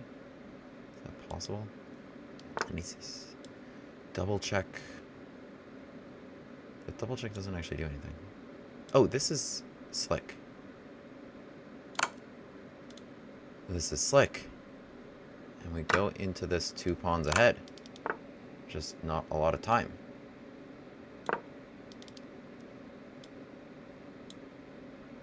But this is completely winning. I just pushed my pawns.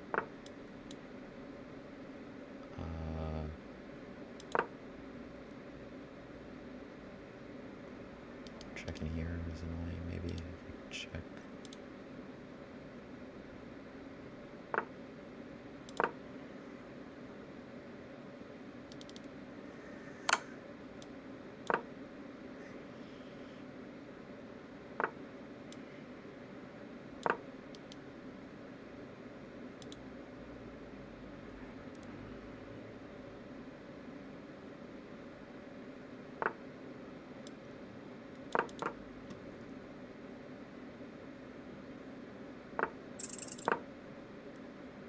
Oh, don't checkmate me.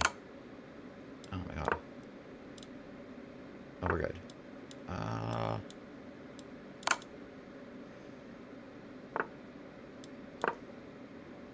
Over g3.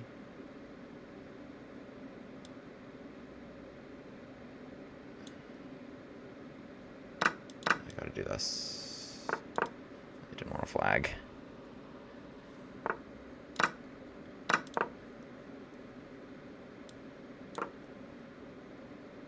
Am I winning?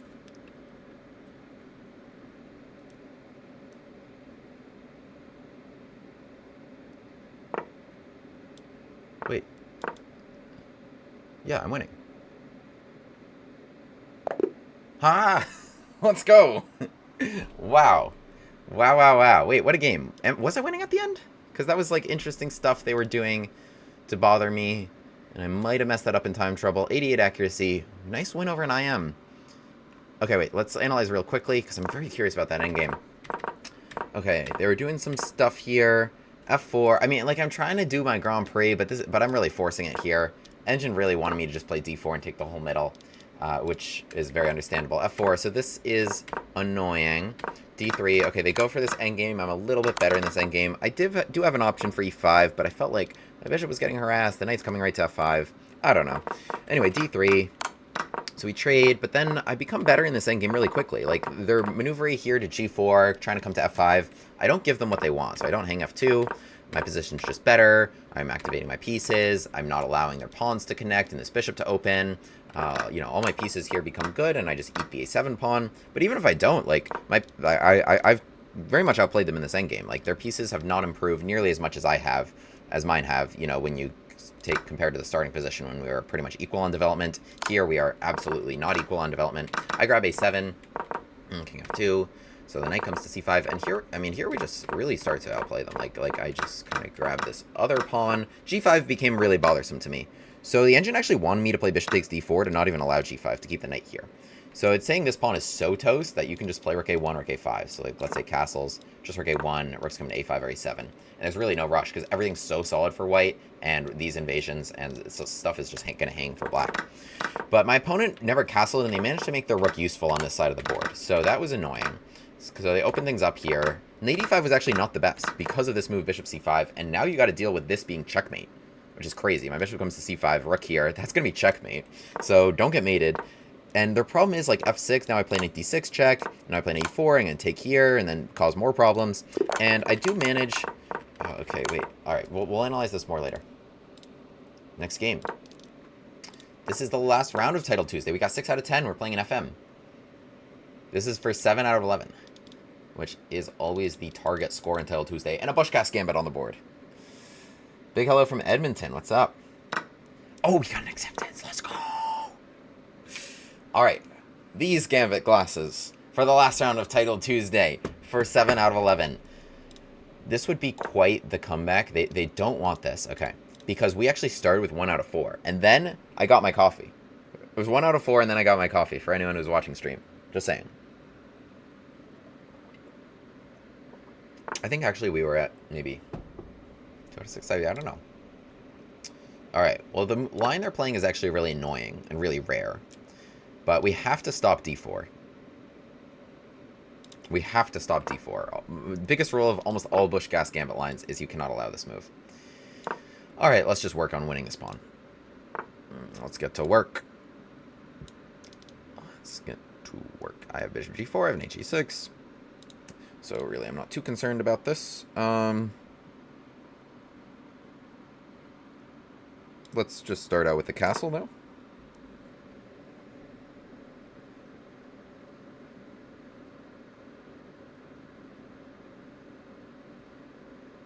I know there's some good line they can play, but I never really know what it is. Ah, this move is interesting. So they're like, my pawn was dead meat anyway, they were admitting. But yeah, the bishop on G4, that pin would have been really annoying. They're right. I did want to annoy them with that. And now they want to leave me with a weakness on E6. It's hard to kind of just dodge this. They can play like A3, so they don't have to give me this. And then it'd be a lot of effort. If I take it now... I mean, I should take it now.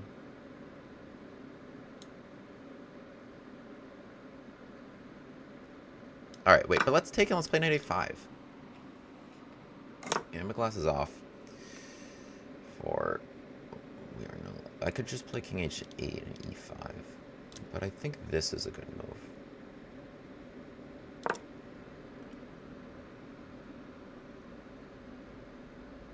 Okay, interesting. Let's grab it. Queen D5. I like this move. Queen D5. Feels fun. Feels like you can't really bother me there. Let's reroute the bishop to D6. because he wasn't doing a lot here, and now he keeps pieces out of e5. And now my light square bishop has potential, actually. He does have potential. He might still come here. He might come here. I don't know. I don't know. Let's keep you guessing. What do we think? e5 and bishop out. There's a lot of merit to that, although you won't be happy about it. Bishop on b7 is interesting. Queen can't really be bothered. I mean, do you really want to play c4? Probably not. Or even if I don't. I guess the downside maybe of coming this way... Well, okay, your knight's coming to e4, so that's a good spot for you. Yeah, that's the downside of coming that way. Well, but let's bring our bishop to this square. So... Alright, if there isn't potential here, I'm sorry, I'm sorry. I'm really sorry about that dark square bishop. Can we make you useful? No. You need to do, you have work to do. So...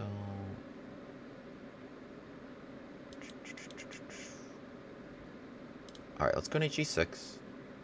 If knight e4, I'm going to play bishop b4. I guess they will play c3. I'll take it and come back. This move is good. This move is good. How are we going to take? Rook. So they got a nice little pretty knight. But we can work around it. We can work around it. Rook takes. Alright, we need to bring you in the game. Maybe I just need to make a lame move like that. I do actually have to IA7. I do have to keep an eye on that. Bishop b4, I do think c3 is kind of annoying. Although, you know, I do have the bishop, so I do want this to open up. Bishop f5. What's happening there? Knight g3. Okay, let's just play with bishop d7. I mean, any knight move I actually did have bishop takes h3. So this was fine. This was fine. I could have done this. I have bishop takes h3 with the knight hanging. So c takes d6 would be nice. They're trying something here. I think I just want to play a6 because I want to stop hanging this pawn. So now you are free. Okay, wow. They're really bundling up over there. I might need a new idea. They're really bundling up against all my pressure. Let's free you. Let's do something cool with you if you're just going to bundle up. What's my idea? I can shift my rooks over here. I actually have a lot of flexibility. There's a lot I can do in this position. They've got one good piece. They have but one good piece. So, shall we do something like this? Look at bishop h3. Okay, that's a move.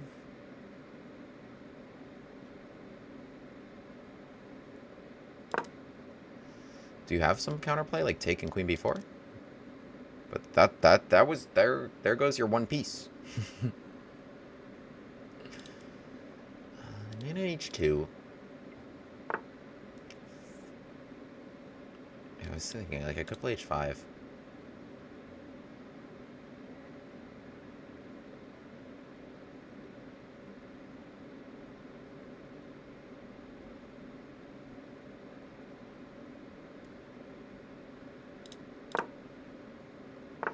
But yeah, it takes away the square from my rook.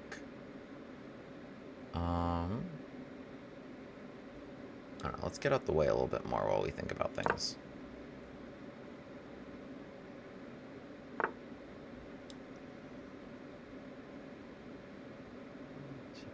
You can come in with the other knight. But then I'll go back. And if you take this, I take this. Wait, so maybe you have a problem now, because these are hanging. Or one of them is.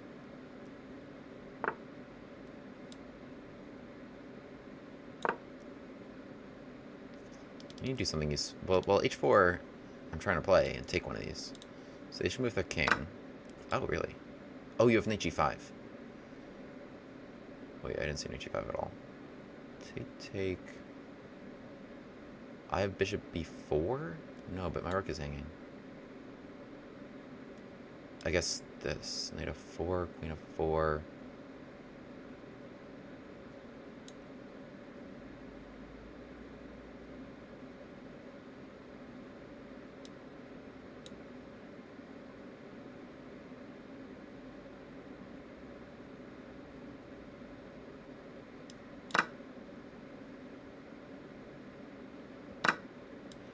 I thought this was good somehow. It's not good.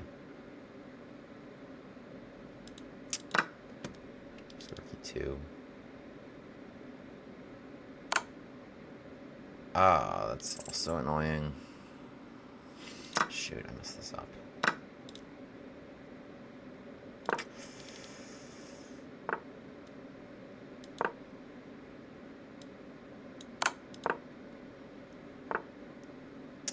Your boy really messed this up.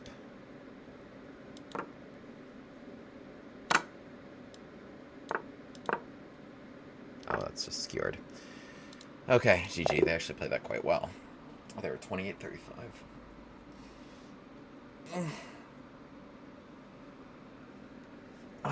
Scared to sleep. Thank you for the Prime sub. Appreciate it. Appreciate it. Unfortunate. That felt like a missed opportunity. That felt like a missed opportunity.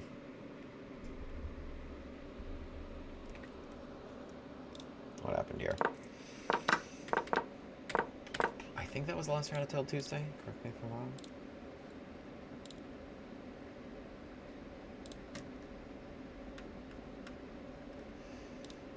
Yeah, that was it. Wow, it looks like... Oh, there's some people still on 8.5 out of 10. Magnus is on 8.5 out of 10. Wait, I want to check on his game. Alright, wait, this is for... Winner here wins Tell Tuesday. Magnus is playing... Arjun. Magnus is a little bit better in this endgame. Because there's some targets here. But it's not easy. They have no time. This is going to come down to the time because there's no increment here. But pressure on c3, pressure on e4 is possible. He's just moving around. This is very drawn now with opposite colored bishops. Just trying to guard this, but he can still make some annoyance here, taking this pawn. Oh, wait, now Magnus is winning. Oh! Oh my goodness. Oh, but he pre-moves! Oh, because king takes was going to be stalemate if he took the bishop. Oh. Magnus with 5 seconds versus 10 seconds. He's going to promote. Oh, go Magnus, you have 4 seconds on your clock.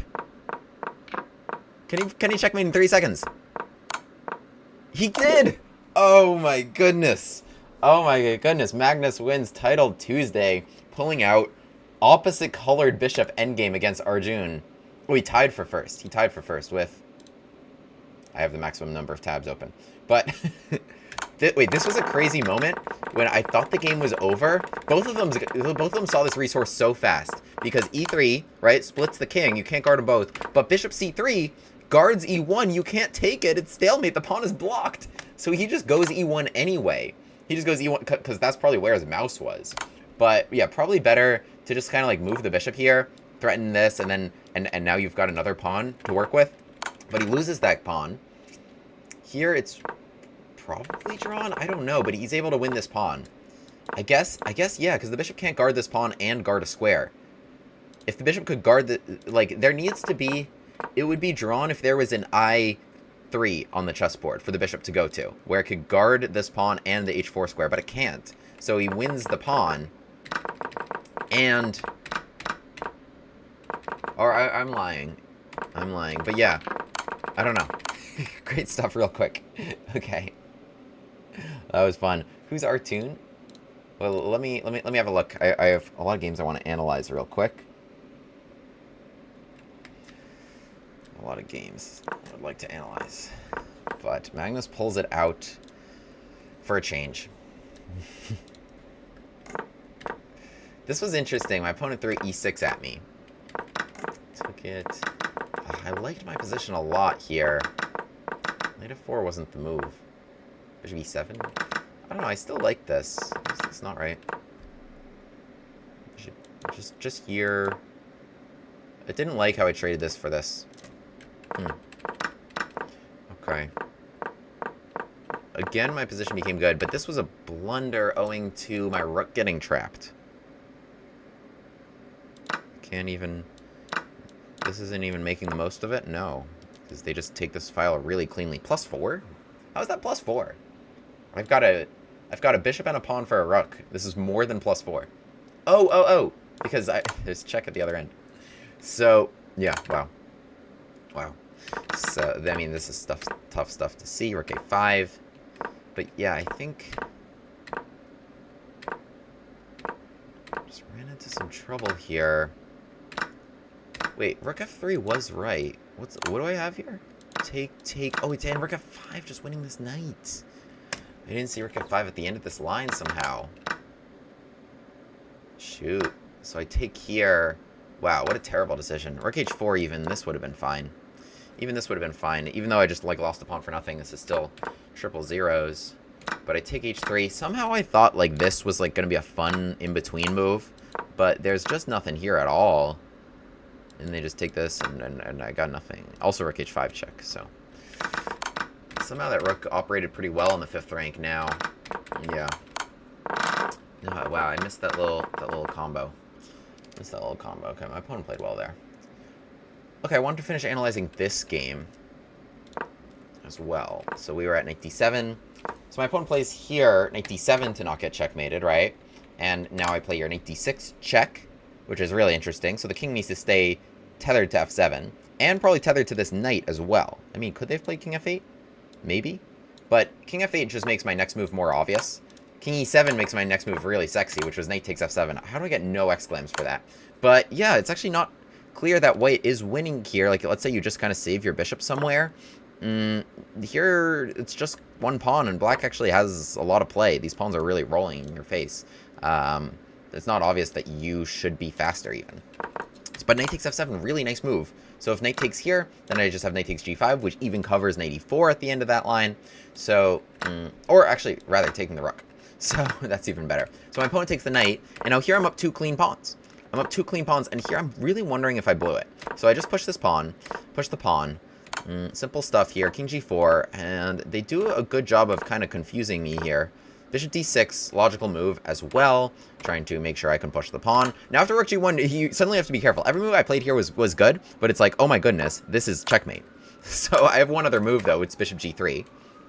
If bishop f2 were played here, I could just promote and guard, so that's fine. So the only thing they had was bishop a7. I go check, and king h4. So king h4 was a big blunder. It was logical to kind of just step out the way, but rook d8 was the way to go. And you're just good here. You're just good here. You're just going to promote e3. It's not obvious, actually, because if you take e2. So rook a8 here, e2. Oh, you take, and then if promote, you go check? What? That's the line? What if they take here? Then you just don't take the rook. This is crazy, and you're going to promote with check, so they can't guard it. Alright, I'm following a weird engine line. I think the best thing to do, actually, just go rook d8 immediately. So without rook d6, because now I can just promote kind of like a normal person, and I have rook e8 available to me without the king here. So now e2, I have rook e8 available. And then we're good. That would have been the best thing to do. Just go rook d8 directly. But instead I go check, and now here I'm worried about bishop b8, which guards the promotion square, hits my rook, and pins me here. So a lot of problems. I don't want to go step king f4. I feel like that's stepping worse into the path. So I go king h4. But they find this nice resource, rook takes g3, sacrifice, right? Because if they go bishop e8 now, of course I have check, and I can take this, and I'm good. Let's say here I can even go takes, and like bishop h2, and promote next turn and win. Stepping out of the pin was good. But they take on g3, so I take bishop e8, and here, because I'm also focused, you can see the clocks, I'm in at 26 to 13. So I'm also like, okay, at least I can take all the pawns. At least I can take all the pawns. King e7 was fine. But I think, yeah, because they need someone to watch the h-pawn. They need someone to watch the h-pawn. Bishop takes d6 and king e7, both were drawing. I think bishop takes was a little more straightforward, but it's not clear. And they go king takes, which loses. So they needed bishop takes. Yeah, they need the king to watch over here. It's really not clear. They need to pick this pawn off quickly, I think. Let's say I run h4. The thing is, they can Yeah, here they're fine. Right, so they pick this pawn off. What if I play king d5? King d7 only moves so that the king can't join. If the king can join, then the king can come here and win the bishop. And again here, right, they're winning this pawn. So c4, again. Oh no, there I can promote a take. So they need to c4 run away, maybe even restrict the pawn when you do it. No, that's not it, because then the pawn joins its friends and I'm winning again. How do you not lose? Bishop f4? Why is that better? How does this make any sense? Why does this... I'm actually really confused right now. Why is this okay? Oh, because they're going to get zugzwanged. Wait, okay. They're losing here because they get zugzwanged. Here. Bishop f2. They need this position with white's move. Wait, this is crazy. Whoever has to move here doesn't get their desired result. Because if it's white's move, white is losing one of their pawns. I think.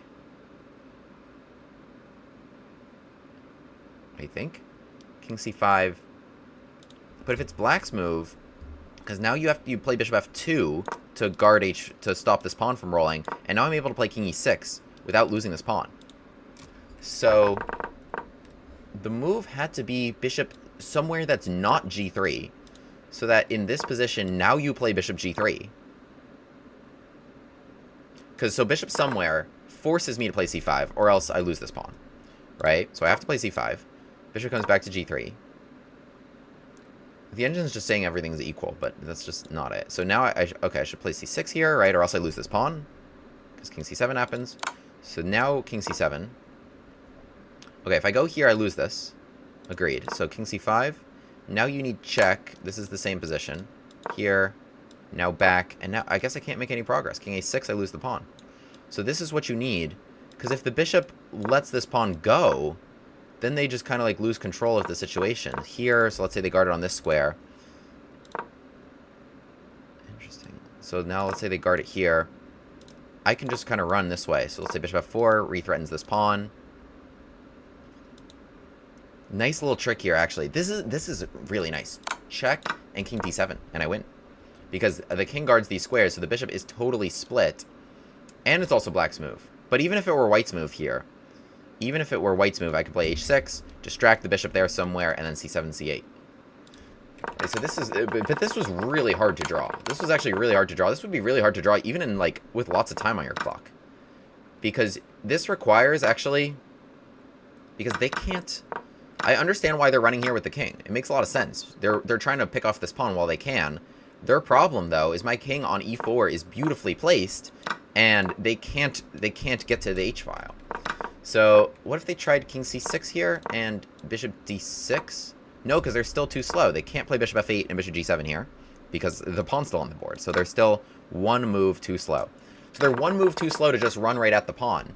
And it looks like if I can keep this pawn on the board, then I should be able to win.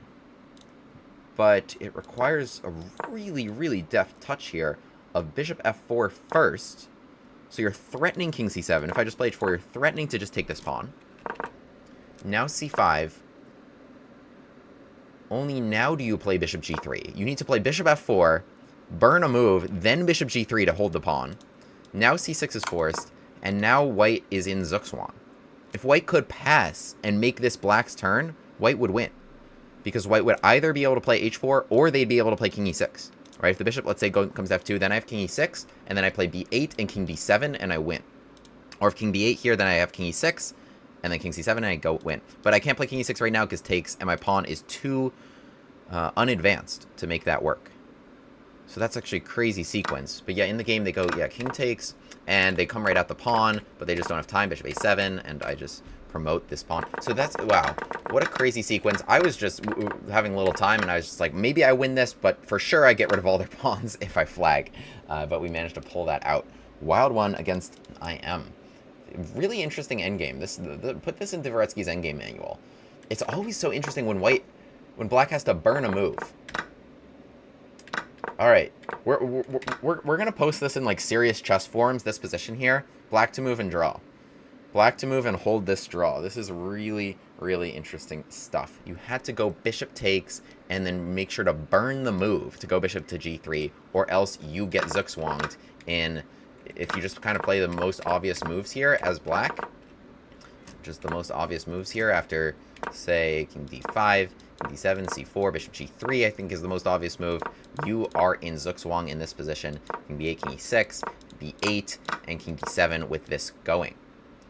You see, even with the pawn h3, it's going, right? Because, like, you need to hold this diagonal. There's nothing else you can do. You must hold this diagonal. h4 here, or like, let's say even here. Let's say you even make a white's move with just h6, and you go. Crazy game. Crazy game.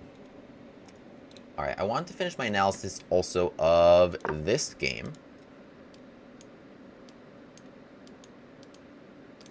So rook d8. Just a refresher where we were at. Takes d4. We gambited a pawn here. Bishop c5 hitting f2. Bishop g3. And we brought our pieces out really nicely. And they played here h3. Here, rook to d8. Tempo on the queen. Queen c1. This game got pretty crazy too. So, a good move here actually would have been knight e4. Because if they take my bishop, now I take this bishop. And they've got too many things hanging here. They've got lots of problems. So I noted that during the game. I thought bishop h4 was a problem, because now I have got a couple things hanging myself. However, I actually have a lot of good options here. One of which is take and knight d4. Isn't that awesome? Because if you take my knight, I have knight e2. There's just so many cool resources. This is just like an example. There's so many cool resources when your pieces are so good and your opponents are so not. But yeah, knight e2 is a problem. So, like, now let's say you take this. Uh-oh. Now I take f3 and f2. And I'm shifting along here. Wow, we just sacrifice everything and come checkmate you. Something like that. We get in there. We just get in there. What a line that would have been. Okay, I'm only human. I took it a little more chill, and I went with just bishop h5. So h3, I just backed up bishop h5. Okay, oh well, missed opportunity. All right, my opponent played knight c3, which is a really logical move, because if they can play knight a4, which forks, so to speak, here, that's a really good trade for them and relieves a lot of the pressure that I could make here. And of course, my next move was going to be knight e4. But here we came up with, I think was a really creative idea. We played here knight to d4. My opponent takes it, right? So you had to take it. Knight a4, right? As aforementioned, that's a problem for you. So they take, bishop takes d4. And now the problem for you is you're got a lot of targets here, but there is actually one resource they had here. So knight a4 happened in the game. I played queen c6, which is correct. Right, their problem here is that if they take h5, which is what happened, knight takes h5 and g3 is hanging, right? Their pawn's not on h2, this is pinned, and g3 is hanging in addition to their rook. But that was their blunder. They should have played c3, take e2, and rook e1, and apparently they escape. They're going to get their piece back, and there's no good resource I have in this position. There's no great resource I have. I can get my pawn back, and I'm a tiny bit better here, but this actually, wow. Taken rook e1 and they were fine. Could I have gone somewhere better with my queen? Not really. Not really. This works out for them. Surprising, but it does. Yeah, I didn't think that would work out for them either, just intuitively, but they've got everything protected, right? The knight is protected, so it's not like bishop b5 like is going to win anything. I can win my pawn back. But yeah, they went for just take h5 because they didn't think that would work, and they tried to throw in a bishop h4 here, which is worth a shot. Here, right? So, for example, if they play c3 to try and guard their rook here, their problem is knight takes g3 and knight e2 is threatened, among other things. So bishop h4. They're still up a pawn here, and it looks like, okay, you're threatening to win exchange, I'm threatening to win exchange. That should be fine. But we have a great move here, which is rook to d6. Just rook to d6, so I'm still down the pawn. And they play c3, saving their rook here. And it looks like, okay, if my bishop wants to stay on this good diagonal, it's going to have to get traded for this knight. Otherwise, my bishop, even if I play bishop e5 here, I'm still actually doing excellently. But I have this great resource with rook to d6. Suddenly, some other things open up on the board, and it's rook g6, and suddenly I'm looking at your king. You don't have f3 here to guard mate, because my bishop is still there. And you really have no good way to guard mate. Right? Like, what are you going to do? G4? G3, I take it, by the way. G3, I take it. And I just win everything and crash through. G4, I still don't have to guard my bishop because I have this awesome move, queen f3, cd4, and among other things here, knight Queen takes h3 is winning as well, but knight f4, and no way to stop checkmate here or on a number of other checkmating spots. You should give your queen and lose. So, yeah, really cool stuff. My position is just so good that I'm just able to focus from the queen side to the king side. I've got lots of resources in this position, so in this complications, suddenly rook g6 becomes a really nice threat. My queen shifted over, here, circumstances pointed to g2 being a problem, and now there's really not a lot white can do. So they play bishop g5, right? Remember, they can still never hold a bishop on g3. So they try bishop g5 here. I just play bishop f6, getting my bishop out of hot water and attacking this. Of course, you still can't move that. g2 is hanging, and there's really not a lot you can do to me. I throw in a b5 here just because I can, and that seems annoying for you to move your knight.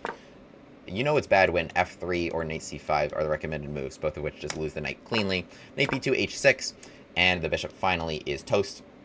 Here, queen d1 wasn't going to help matters because I can even just jump knight f4. The bishop really is pinned, and now I reintroduce a mate threat on g2. f4 in the game, and then I just took some stuff. I took here, I played knight g3, I pinned them here, and we didn't flag. Instead, we forked and won another rook. And checkmated them. GG here. Go crush those London players, chat. Go crush those London players. Yeah, what I want you to do is play this line if they...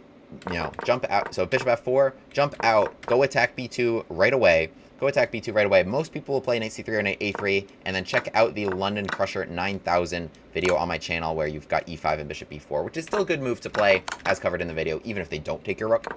So that's fun stuff. And then otherwise, queen c1 just drops this pawn. So b3, take, and we've got this awesome gambit, d6, e5, really easy to play for black.